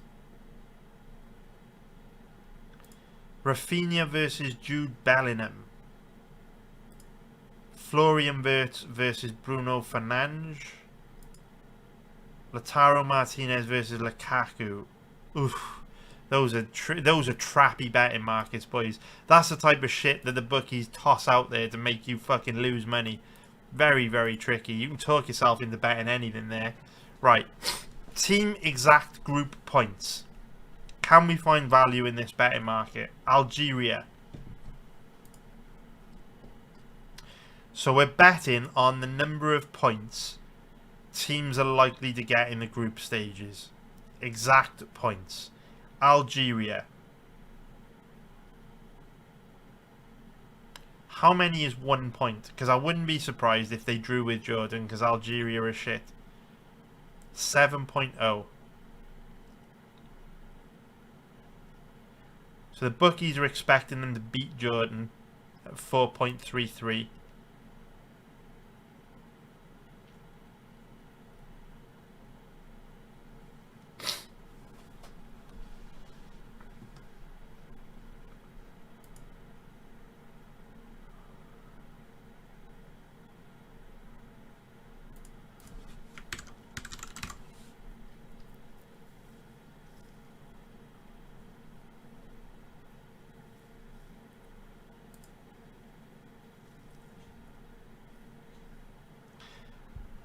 You're kind of betting on them to beat Jordan at 4.33, right?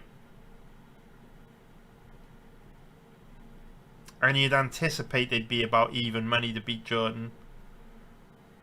Let's have a look how their form's been.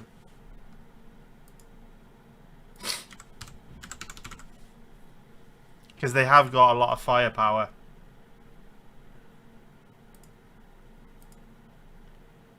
They've been good. They have been good.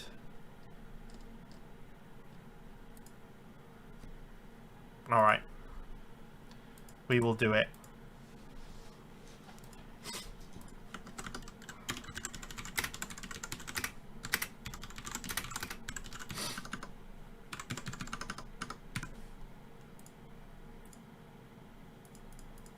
Next. Let's see. Okay, Argentina, exact points. This is where it gets difficult. It's easier when you can narrow it down to a team that's only likely to maybe get 1 point or 1 win. Oh, my nose has gone crazy again.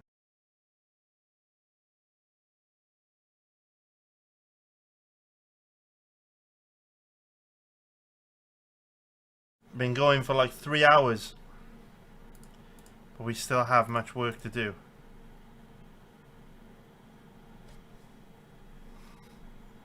Alright.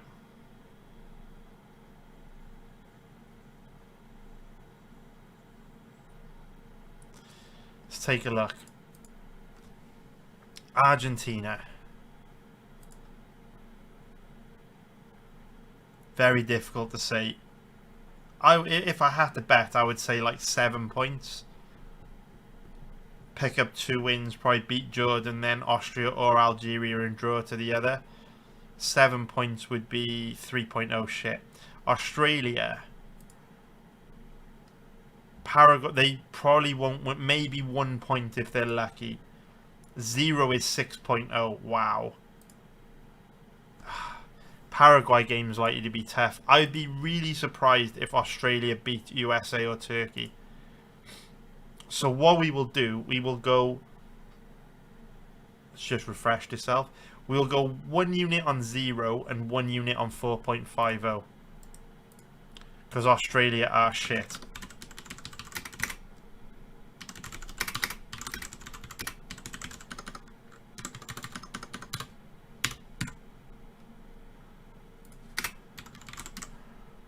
They may get a draw against Paraguay. In fact, is it worth betting both? I suppose it is, because you're kind of locking in guaranteed profit. I can't see how they would beat Paraguay, USA, or Turkey. It is Turkey, isn't it, the other team in the group? Yeah, they're not beating Turkey or USA. I very much doubt they're beating Paraguay. Let's try and lock in guaranteed profit in this group.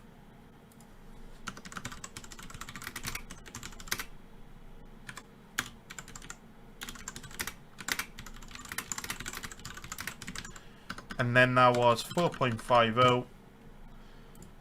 Alright. Austria.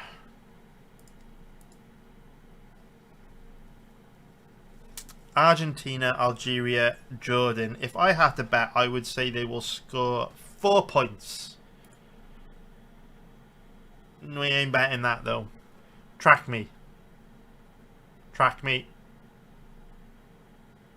AI camera. Alright, Belgium. Egypt, Iran, New Zealand. If I had to bet, I would say they will score 7 points. Terrible odds. Terrible odds. Moving on. Bosnia-Herzegovina. If I had to guess, I would say they will get 4 points. 4 or 5. Ooh, now you're talking. 13.0. But that would require them to draw with Switzerland, which will not be easy. So we will give that a miss. I think they will most likely end on 4 points, and the odds are a bit short for me. Brazil. Fuck me, look at that. Brazil, Brazil, Brazil, Brazil. Morocco, Scotland, Haiti. I believe they will finish on 7 points. Dreadful odds. Canada. I believe they will finish on 3 or 4 points. 3, 4. Interesting. So let's really decode this and think this through, right? In order for...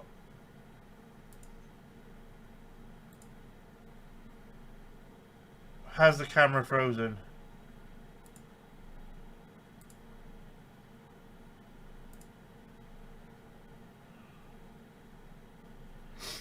Can you guys see me okay, or is the camera frozen? Are we all good? Are we all good, boys? Can you see me okay?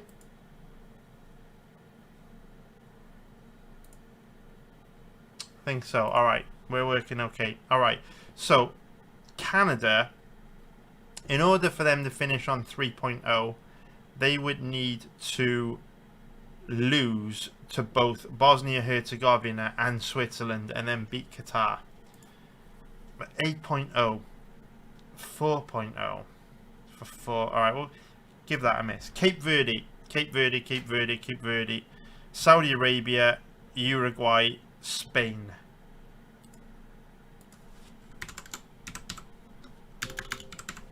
All right, let's have a look. Yeah, we're going to give... It's either going to be 1 or 0 points. Would they pick up a win? Who would they beat? Uruguay or Spain? No chance. So you're basically betting on them not to beat Saudi Arabia.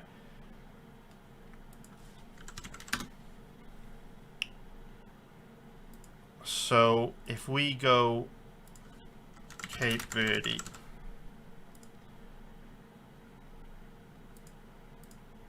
Would they beat?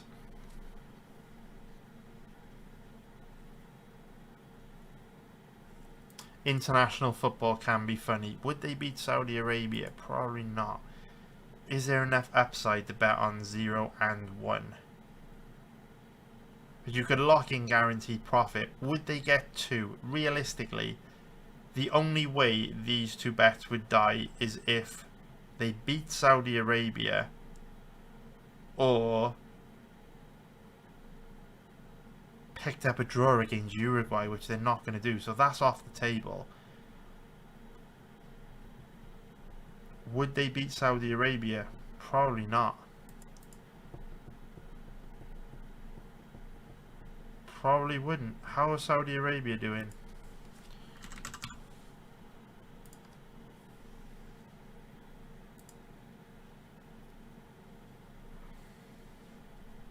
Not great. Let's give it a miss. Colombia. Alright, let's have a look at Colombia. Second.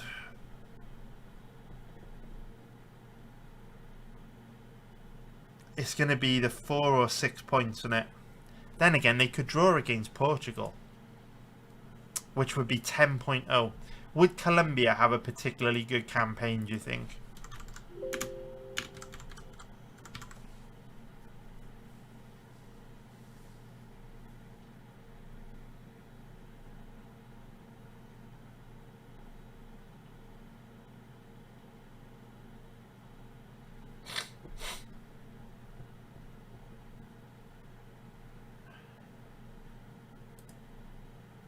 Trying to think like if 5 points at 10.0 is a really good value bet,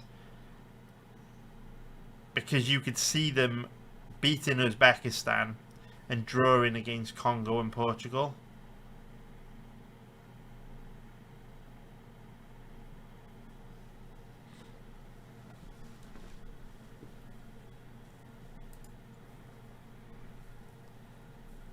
That's the type of bet I like, because it's a bit of a long shot but very, very generous odds.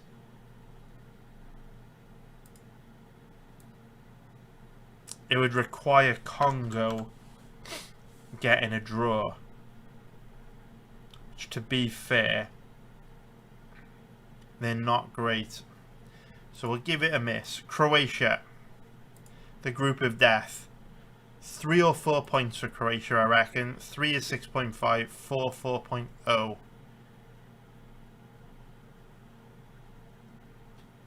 We'll give it a miss as well. Curacao, we'll give it a miss. Czech Republic. So I reckon Czech Republic will get 5 or 6. Would they get 6? That would be 2 wins and a loss. So they could actually get 7 points. 7 would be 8.0. 19.0 for 9. It's not impossible. That's not impossible. Try and think about all the realistic scenarios in which this group could play out, because they could beat every single team in this group, which would be 19.0.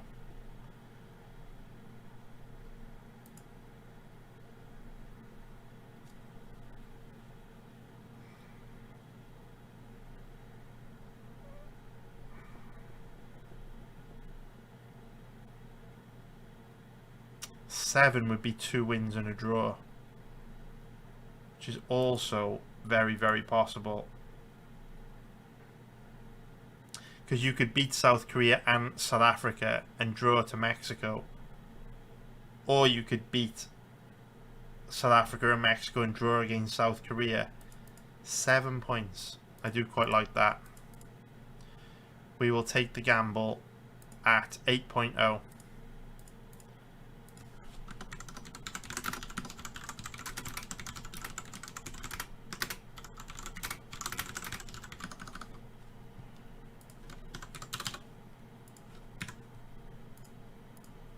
Oh, we've messed it up, boys.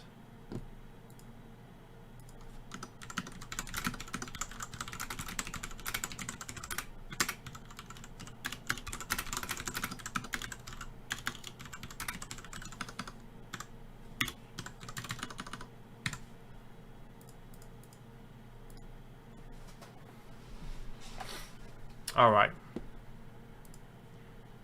Democratic Republic of Congo.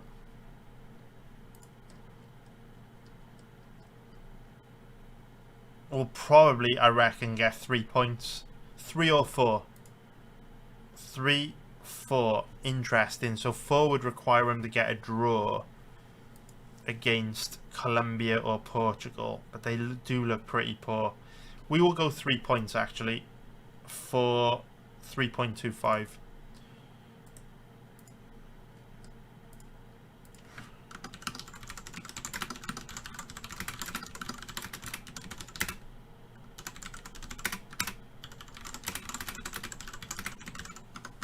And that would be, what was it, 3.25. There we go. Next up, Ecuador. Ivory Coast, Curacao, Germany. How many points they likely to score? 3. They would score, I reckon, 4 or 6 points. Because they're very likely to beat Curacao. And then they would either draw or win against Ivory Coast, lose to Germany. I mean, they could actually get a draw against Germany, actually, because Ecuador will have a lot of support in the stadium.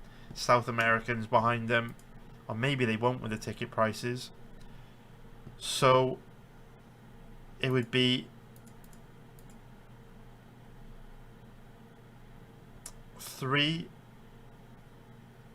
6 or 4. Yeah, the odds are tight. 6 or 4. And that would be based on not getting a point against Germany.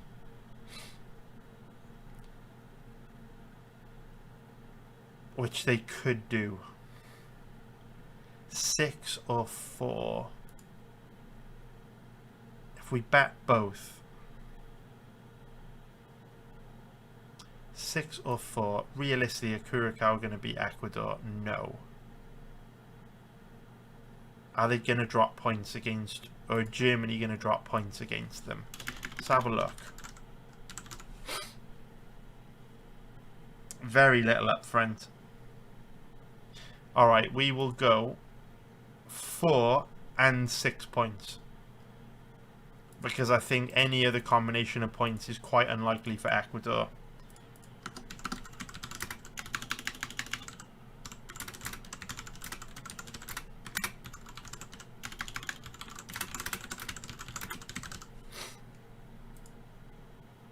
$3.25.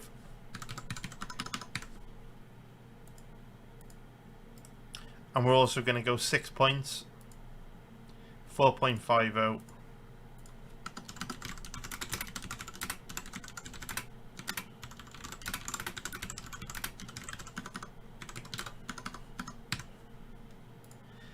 And I don't see them. I don't see them causing Germany a problem. They don't really have much firepower.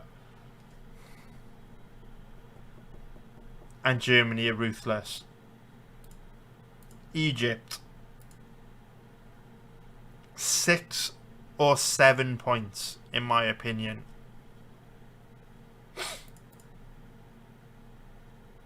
Six or 7 points, in my opinion. I think they will beat both Iran and New Zealand. So we'll go with that.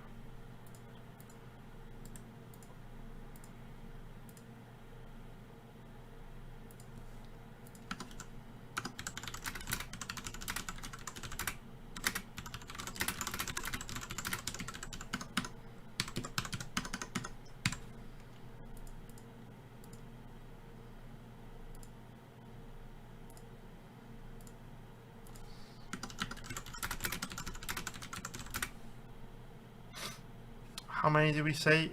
It would be 6 or 7.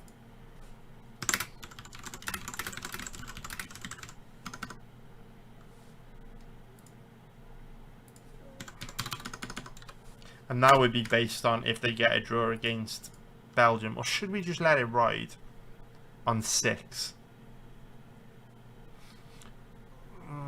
No, actually, we'll go for the insurance because I don't see a situation in which Egypt would drop points against either Iran or New Zealand. Could be wrong. So we'll try and play it relatively safe on that and lock in guaranteed profit. So next up we have got England. Let's take a look. A very difficult group to predict this. I am going to struggle with this one. 5 points, 11.0. That would be 1 win and 2 draws. You could see it happening. You could see it happening with the way England struggle for goals. 5 or 6 points, 11.0, 5.0, 7.0. Starts to dilute then. I'll give that a miss. France, Norway, Senegal, Iraq. I reckon 7 points. 2 wins and a draw. 3.20. Terrible. Terrible odds. Terrible, terrible. Alright. Germany. The Germans. Ecuador, Ivory Coast, Curacao. They could get 9 points there. Dreadful odds. We'll give it a miss. Ghana. England, Croatia, Panama. I reckon 4 or 5 points. 4. Ooh, 21.0. 21.0. Those odds are basically saying they don't give Ghana a chance.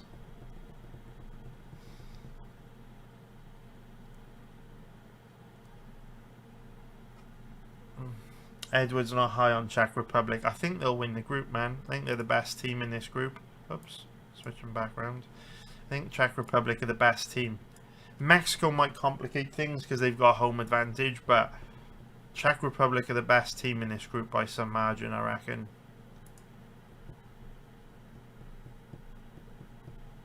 Ghana. 5 points is calling me because if they were to beat Panama, could they get a draw against Croatia and England? I think they're more than capable. What's their back line looking like? Not great, to be fair. Not great at all. Alright, we'll give Ghana a miss. Haiti. Where are you, Haiti? There we go. Brazil, Morocco, Scotland. I would be surprised if they got a point, but the odds are very short. But I would be surprised if they got a point. Very, very, very surprised. We will go 2 units on Haiti, not to get any points.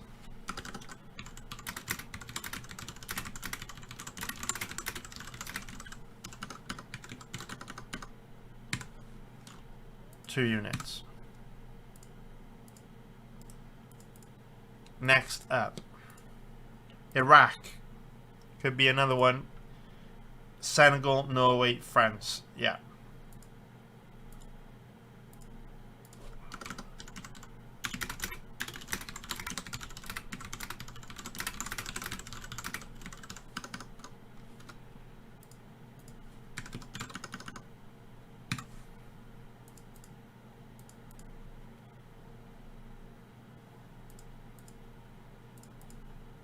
Ivory Coast, Germany, Ecuador, and Curacao. We did give a lot of thought to this group with Ecuador. So it should be 3 against Curacao. 4 or 5 points is going to be, right? 4, 5 points again, 11.0. But that would be on the basis they would draw against Germany. I tell you what, let's give that a miss. Japan.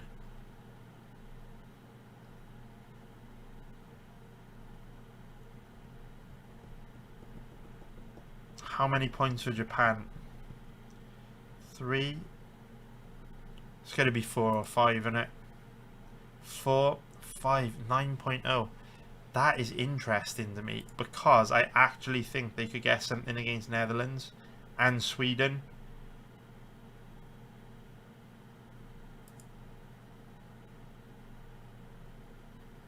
We will go with that.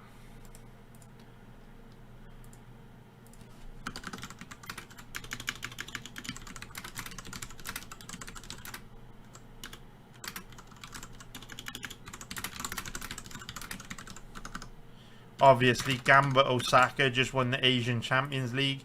Japan gave England a tough game. I think Japan will do well in this tournament. And again, you don't need to win many bets in these odds ranges to start racking up very, very juicy profits. Jordan, Algeria, Austria, Argentina. It's going to be no points or 1. Terrible odds. We'll give it a miss. Mexico. It's probably going to be 3 or 4 points, I reckon. 9.0, 5.0. Wow. So they're expecting Mexico to actually get 2 wins, which I would not be so sure of in a group like this. So what did we say? 3 or 4 points, right? Now, if they were to get 3 points, it would mean they would lose to both South Korea and Czech Republic, which is unlikely. So 4 points is more realistic, where they would beat South Africa and then draw to either South Korea and Czech Republic and then lose the other game. So if it were 4 points, it would be 5.0. And we like that. We do like that.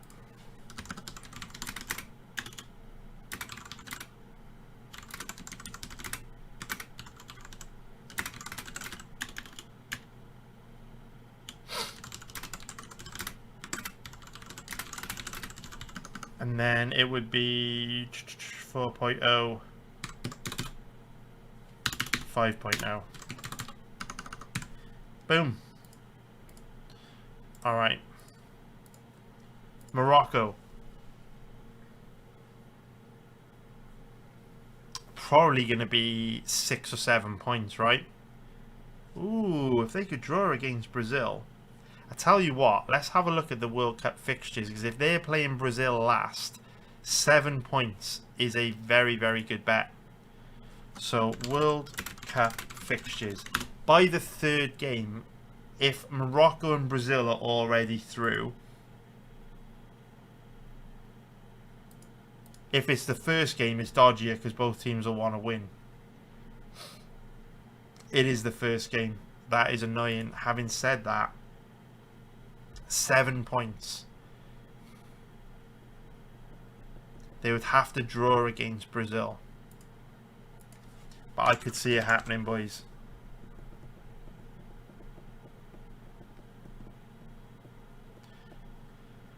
What do we think?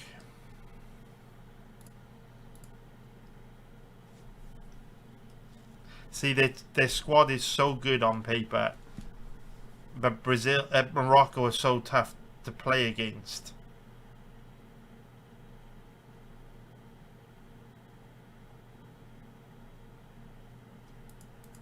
£7 points. Is there enough value? Probably not. Netherlands. I reckon it's going to be 4, 5 or 6 points. 4, 5, 6 points. Why is it 8.0? Why is that? So they would have to win 2 and draw 1.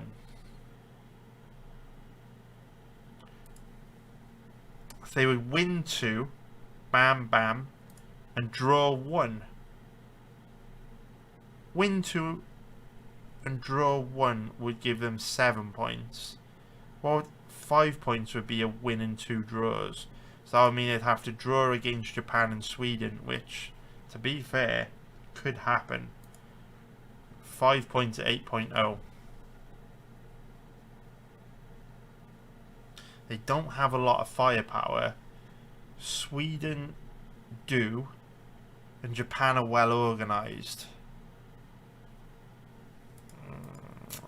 We will give it a miss. New Zealand, Iran, Egypt, Belgium. They're going to be trying to beat Iran, right? It's going to be 3 or 4. Could they possibly get 2 points? How would they possibly get 2 points? They're not going to beat Egypt. No, we'll go for both of those. That should be free money, you would think. Famous last words.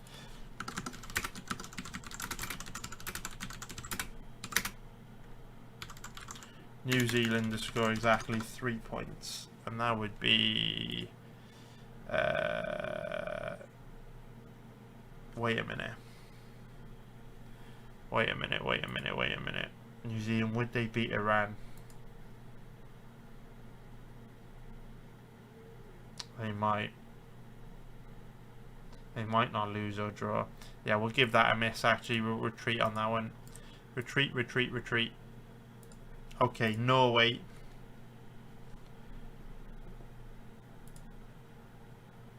France, Senegal, Iraq. 3. They're probably going to get 6.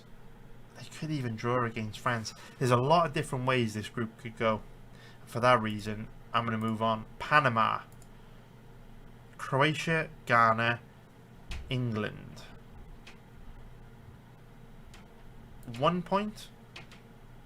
3.25. 2 points would be 9.0. Are they good enough to draw against Croatia or England and Ghana? No, we'll give that a miss. Paraguay.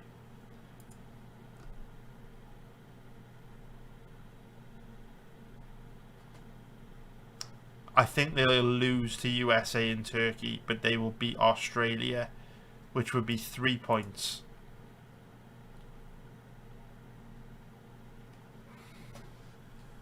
But they are very good defensively. So it's not impossible that they would nick a point against USA. 3 points. There's actually 2 ways you can arrive at 3 points. You can arrive at it by a win over Australia, but then also 3 draws, which they're more than capable of.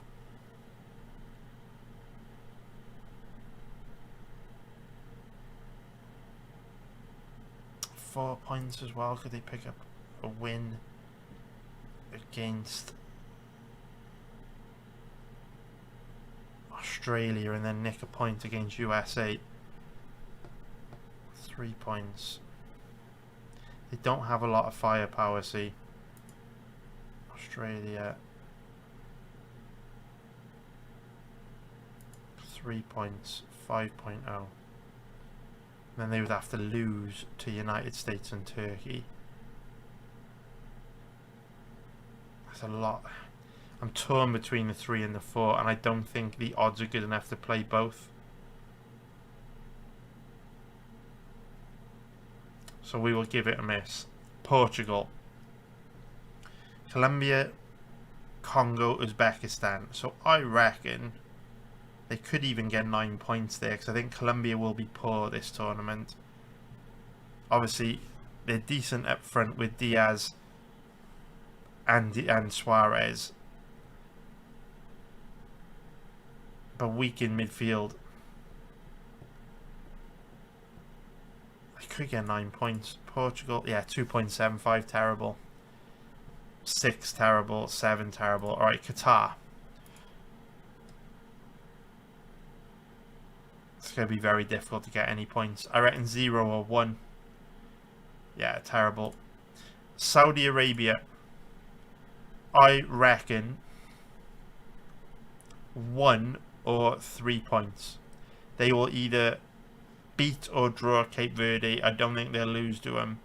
And I think they'll get smashed by Uruguay and Spain. So that would be 1 or 3. Yeah, not good enough odds to play the two, so we'll give that a miss. Scotland, I reckon they will get 3 points. 3.50. Can we feel pretty comfortable with that? I reckon we can. I think we can go with 3 points for Scotland, beating Haiti, losing to Morocco and Brazil.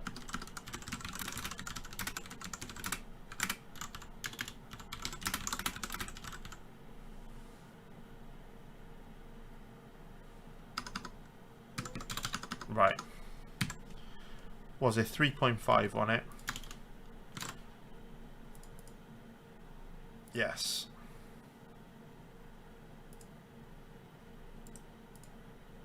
Are these all going in? How many bets we've got? We've got a lot of bets, boys. I hope you are using bankroll management. What I tend to do is I just place all the prop bets on like one betting account. So at any one time I've got like 4 or 5 betting accounts on the go. I just tend to have one betting account where I place these props and just leave it at that. Because we will have, how many more markets have we got to bet? We got quite a few markets still to come. Alright, into the next one. We've got Senegal.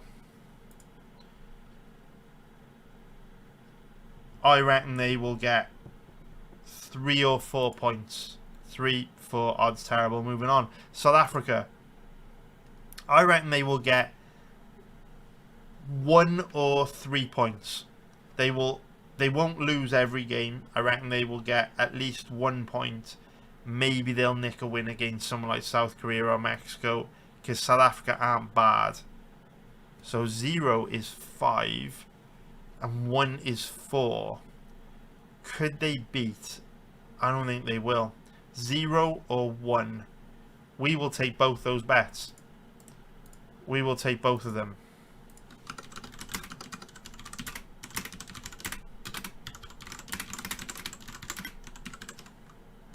And that would be 5.0. I don't think they're good enough to beat Mexico, South Korea or Czech Republic.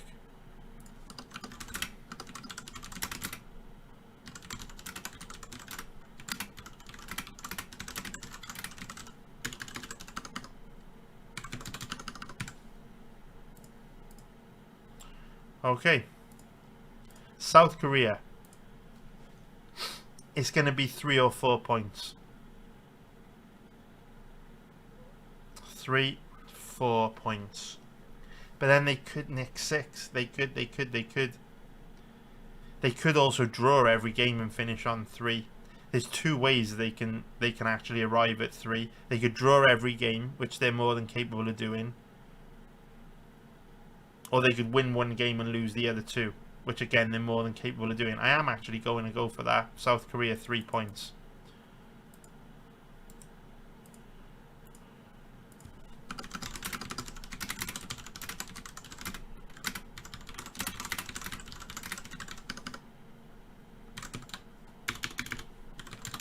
And again, when you're playing these odds, you don't need to hit a particularly high win rate to be profitable. Spain, 9 points. What would 7 points be? A win over Saudi Arabia and Cape Verde and a draw against Uruguay. Not great. Sweden. That's a group of death. We will give that a miss. Switzerland. Bosnia-Herzegovina, Canada, Qatar. I think they will get 7 points. Yeah, we'll give that a miss. Tunisia. Very difficult group to predict. I will give that a miss. Turkey. I think Turkey will get 6 or 7 points.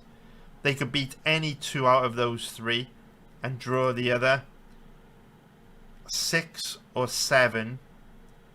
There is a slight chance of a 5 if they... It could be a 5. It could be 5, 6 or 7. We'll give Turkey a miss. Uruguay. Because if we take 5, 6 and 7 at 8.0, 5.0, 5.5, it'll just dilute the winnings. If something, you know, It'll dilute the winnings if one of them hits, but if one of them doesn't hit, it'll really fuck us over and we'll take a 3-unit loss. So it's not worth bothering with.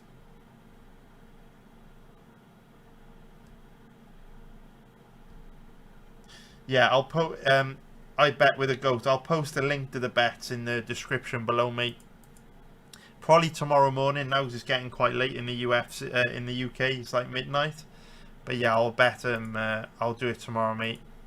Tomorrow morning. I'll also put out the. I'll put out a shorter video as well.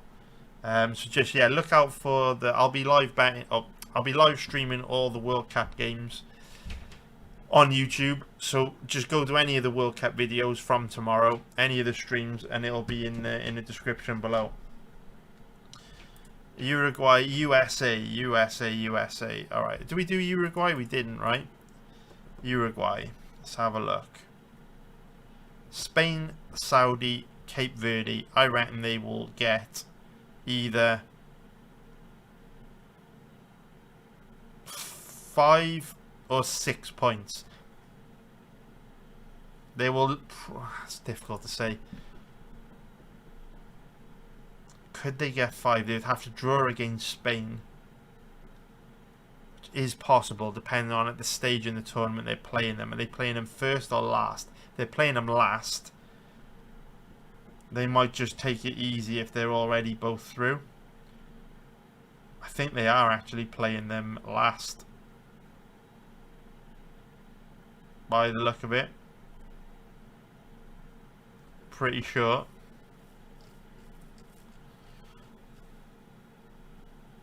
They're playing them last, which increases the probability of Uruguay drawing against Spain. So if they were to beat Saudi Arabia and Cape Verde and draw against Spain, now I'll put them on 7 points. Not the best odds. 5 points would be. How'd you get to 5 points? You'd have to win one game and draw at the other two. So you'd have to beat. Yeah, I can't see that happening. Maybe it could. It could. Saudi Arabia are tough defensively. They could get a draw. That is tempting. USA, Turkey, Paraguay. I reckon USA will get 4 or 5 points. I think they'll beat Australia. Get a draw against Turkey. Paraguay and probably lose to Turkey, which would be 4 points. Could they get a draw against Turkey with home advantage? That would be 5. That is tempting. See Uzbekistan. Probably won't get any points, right? 4.0. Wow, people are thinking they're going to get some points against Democratic Republic of Congo. I don't think they will. I don't think they will, so we'll go for that as well.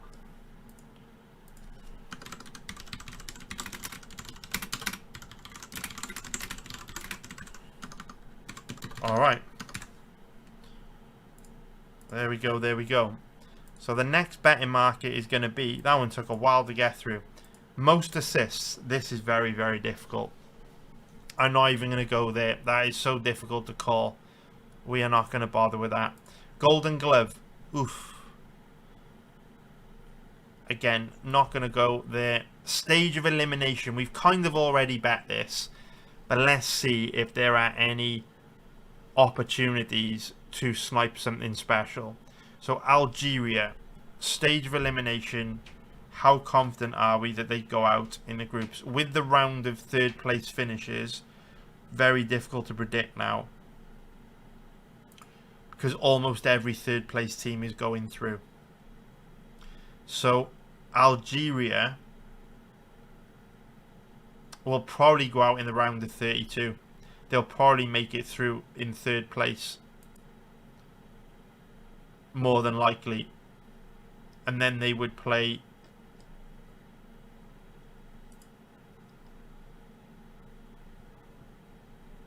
it's deselected them all. What the hell? Germany, England, Czech Republic, France, Turkey, Belgium, Portugal, Switzerland. There we go.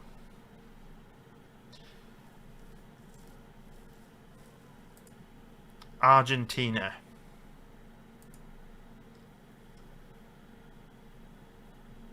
Uruguay is a tough game in the round of 32, see.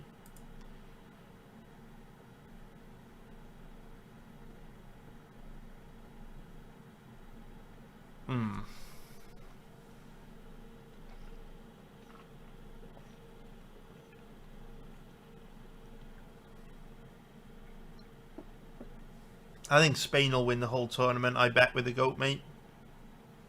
Spain are the best team by quite a margin, man. They haven't got the best squad. Brazil, France, England have got the best squads. But Spain are the best team, the way all the players work together. Their chemistry. And I hate to be boring because Spain are the favourites, but they're most likely to win. They've got quite an easy path to the final, Spain, as well. Obviously, there's no easy path, but they're on quite a weak side of the tournament bracket. Alright. Argentina would play Uruguay. That's a tough game. USA, not so much. What is going on here? It's deselected everything that we did. France, Morocco, England, Portugal, Turkey. France, Spain, Brazil. It's tough. Portugal, Brazil, Spain, Spain. There we go. Got back there. Deselected everything. Alright. So Argentina, stage of elimination. Uruguay's tough. USA not so much. Portugal tough. Yeah, we don't know with Argentina. Australia. Almost certainly the group stage, I would say. Almost certainly the group stage. But we've kind of already bet them to finish on 0 points and stuff, so I feel like that's double dipping and it's not smart. Let's have a look at Austria. So they would play either Spain, no chance. What happens if they would? Oh, they won't finish top.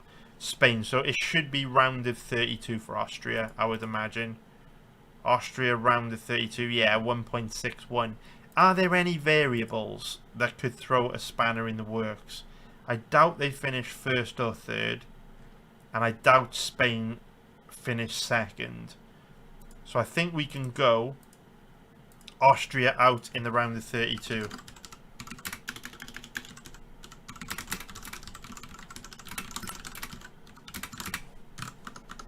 .66. Was it 1.66 or 1.61? 1.61. There we go. Alright.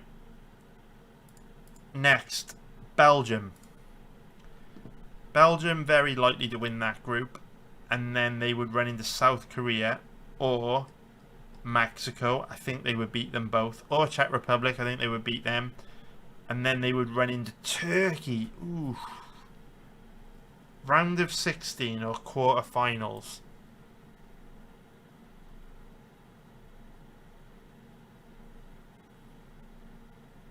Yeah, we'll give that a miss. Bosnia-Herzegovina.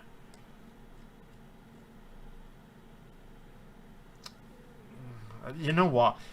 Bosnia on their day could beat Mexico, South Korea or Czech Republic. So that's a tricky one as well. It's either round of 32 or round of 16. They could. Brazil would be the final, we reckon, right? What would that be? 8.0. Let's have a look at Brazil. So they will. So they might not win the group, but they would probably beat Japan or Netherlands, whether they finish first or second. Then they'd have Norway, which isn't easy. England, which isn't easy. Yeah, that's a minefield. Canada would. So if Canada finished. Alright, it's hard to say with Canada because we don't know where they'll finish in the third place ranked teams. So we'll give that a miss. Cape Verde. We've already kind of bet on them to struggle really bad. Cape Verde, Yeah, we've already kind of bet on them to finish bottom. Colombia would almost certainly finish that group second. They would run into Ghana, who they would probably beat, or potentially Croatia. So that's actually tough to predict. We'll skip that. Croatia, same sort of situation the other way round. Curacao probably going to go out. Czech Republic.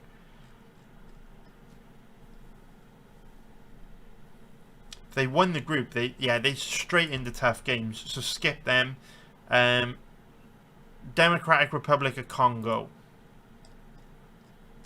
I reckon, are quite likely to go through. And then they would play... Or would they not? Oh, no, they won't. Okay, they don't go through. Fair enough. We will leave that. Ecuador will likely finish second or maybe third. I think second. Then they would play Norway, which would actually be a tough game that could go either way. And then if they got through, they would play Brazil. So it would either be the round of 32 or the round of 16. Round of 32. Doesn't follow you down. Round of 32. Round of 16. Egypt. I think they'll struggle to get further in the round of 32. I don't see them beating America.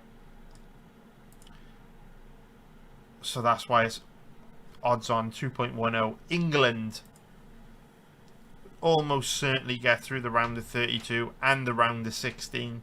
Because they'd play Mexico, Czech Republic, or South Korea in the round of 16. And then I reckon they would probably lose to almost anyone in the quarterfinals. I mean, it'll be tough. But what are England to go out in the quarters? 5.0, it's not great. France. They'd run into Germany in the round of 16, which isn't easy. Give that a miss. France, Germany, yeah. Screw that. Ghana.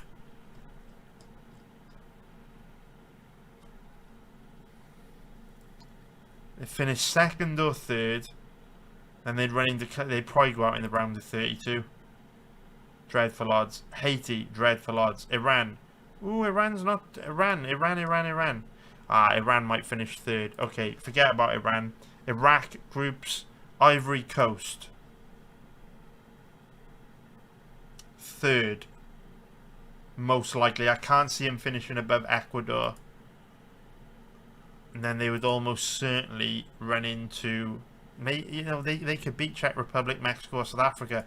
So it's not impossible they would make it to the round of 16. But a tough path with a lot of variables. Japan.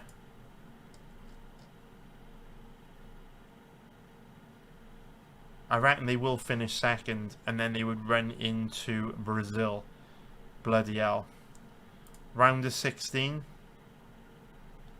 2.25, not great. Jordan out in the groups, not great. Mexico, probably out in the round of 16, not great. Morocco, tough to say. Very tough to say, because they could beat Netherlands. Netherlands, tough to say, they could beat Morocco. New Zealand likely out in the groups. Norway.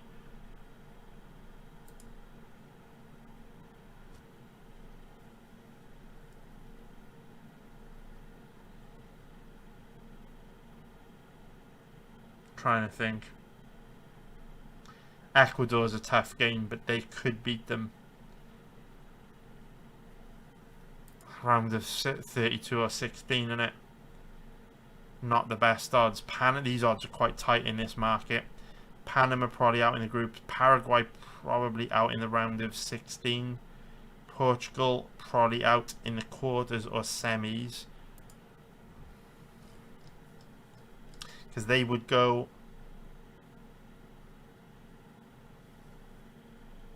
Croatia, who they should probably beat. Switzerland, who they should probably beat.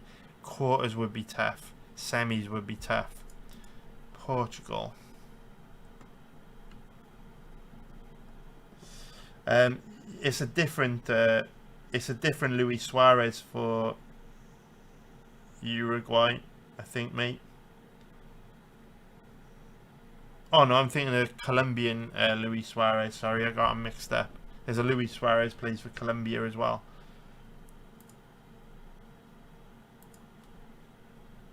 So we will do Qatar out, Saudi Arabia out in the groups. It's quite tight. It's tight. Not seeing much value in this betting market. Just scanning through if there's any surprise packages that could go deeper than the odds anticipate, but I don't think there are. The odds are all kind of in tight ranges.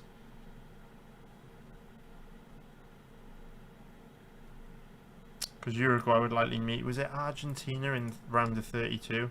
Yeah, it's tough. Turkey, who would they likely play? Around Canada and then Belgium, so again it's tough. The problem is, as soon as you get out the groups, you can run into a tough game. So it's really hard to find value in that market. Player to start the first game. No, we ain't betting with that. Winning continent. Oh, we've seen all this, right? First time winner. Winner and top goal scorer. Exact group points. Golden glove. Competition specials. FIFA Young Player Award. It's going to be Dewey or Yamal, and I ain't interested in playing short odds like that. Total assists over 6.5. We're not bothered with that. Outright forecast. We ain't playing with that shit either. To win group. Okay. Okay. Oh, we've bet this already. We're done. I think it just goes around. Yeah, it just goes round in the circles. We've done all that, boys. So that's the stream. So what I will do, I will fix a few bugs with the bet tracker. For example, instead of it putting in units, it's putting in dollar amounts, which is very annoying. And it messed up the odds format of some of these early bets.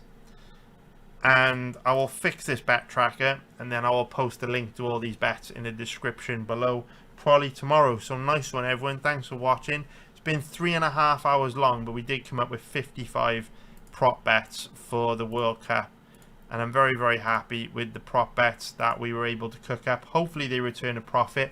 Obviously these bets are just for a bit of fun to make watching the tournament more interesting, and hopefully they produce a profit, but don't be going huge on them because they're all high risk bets, speculative bets.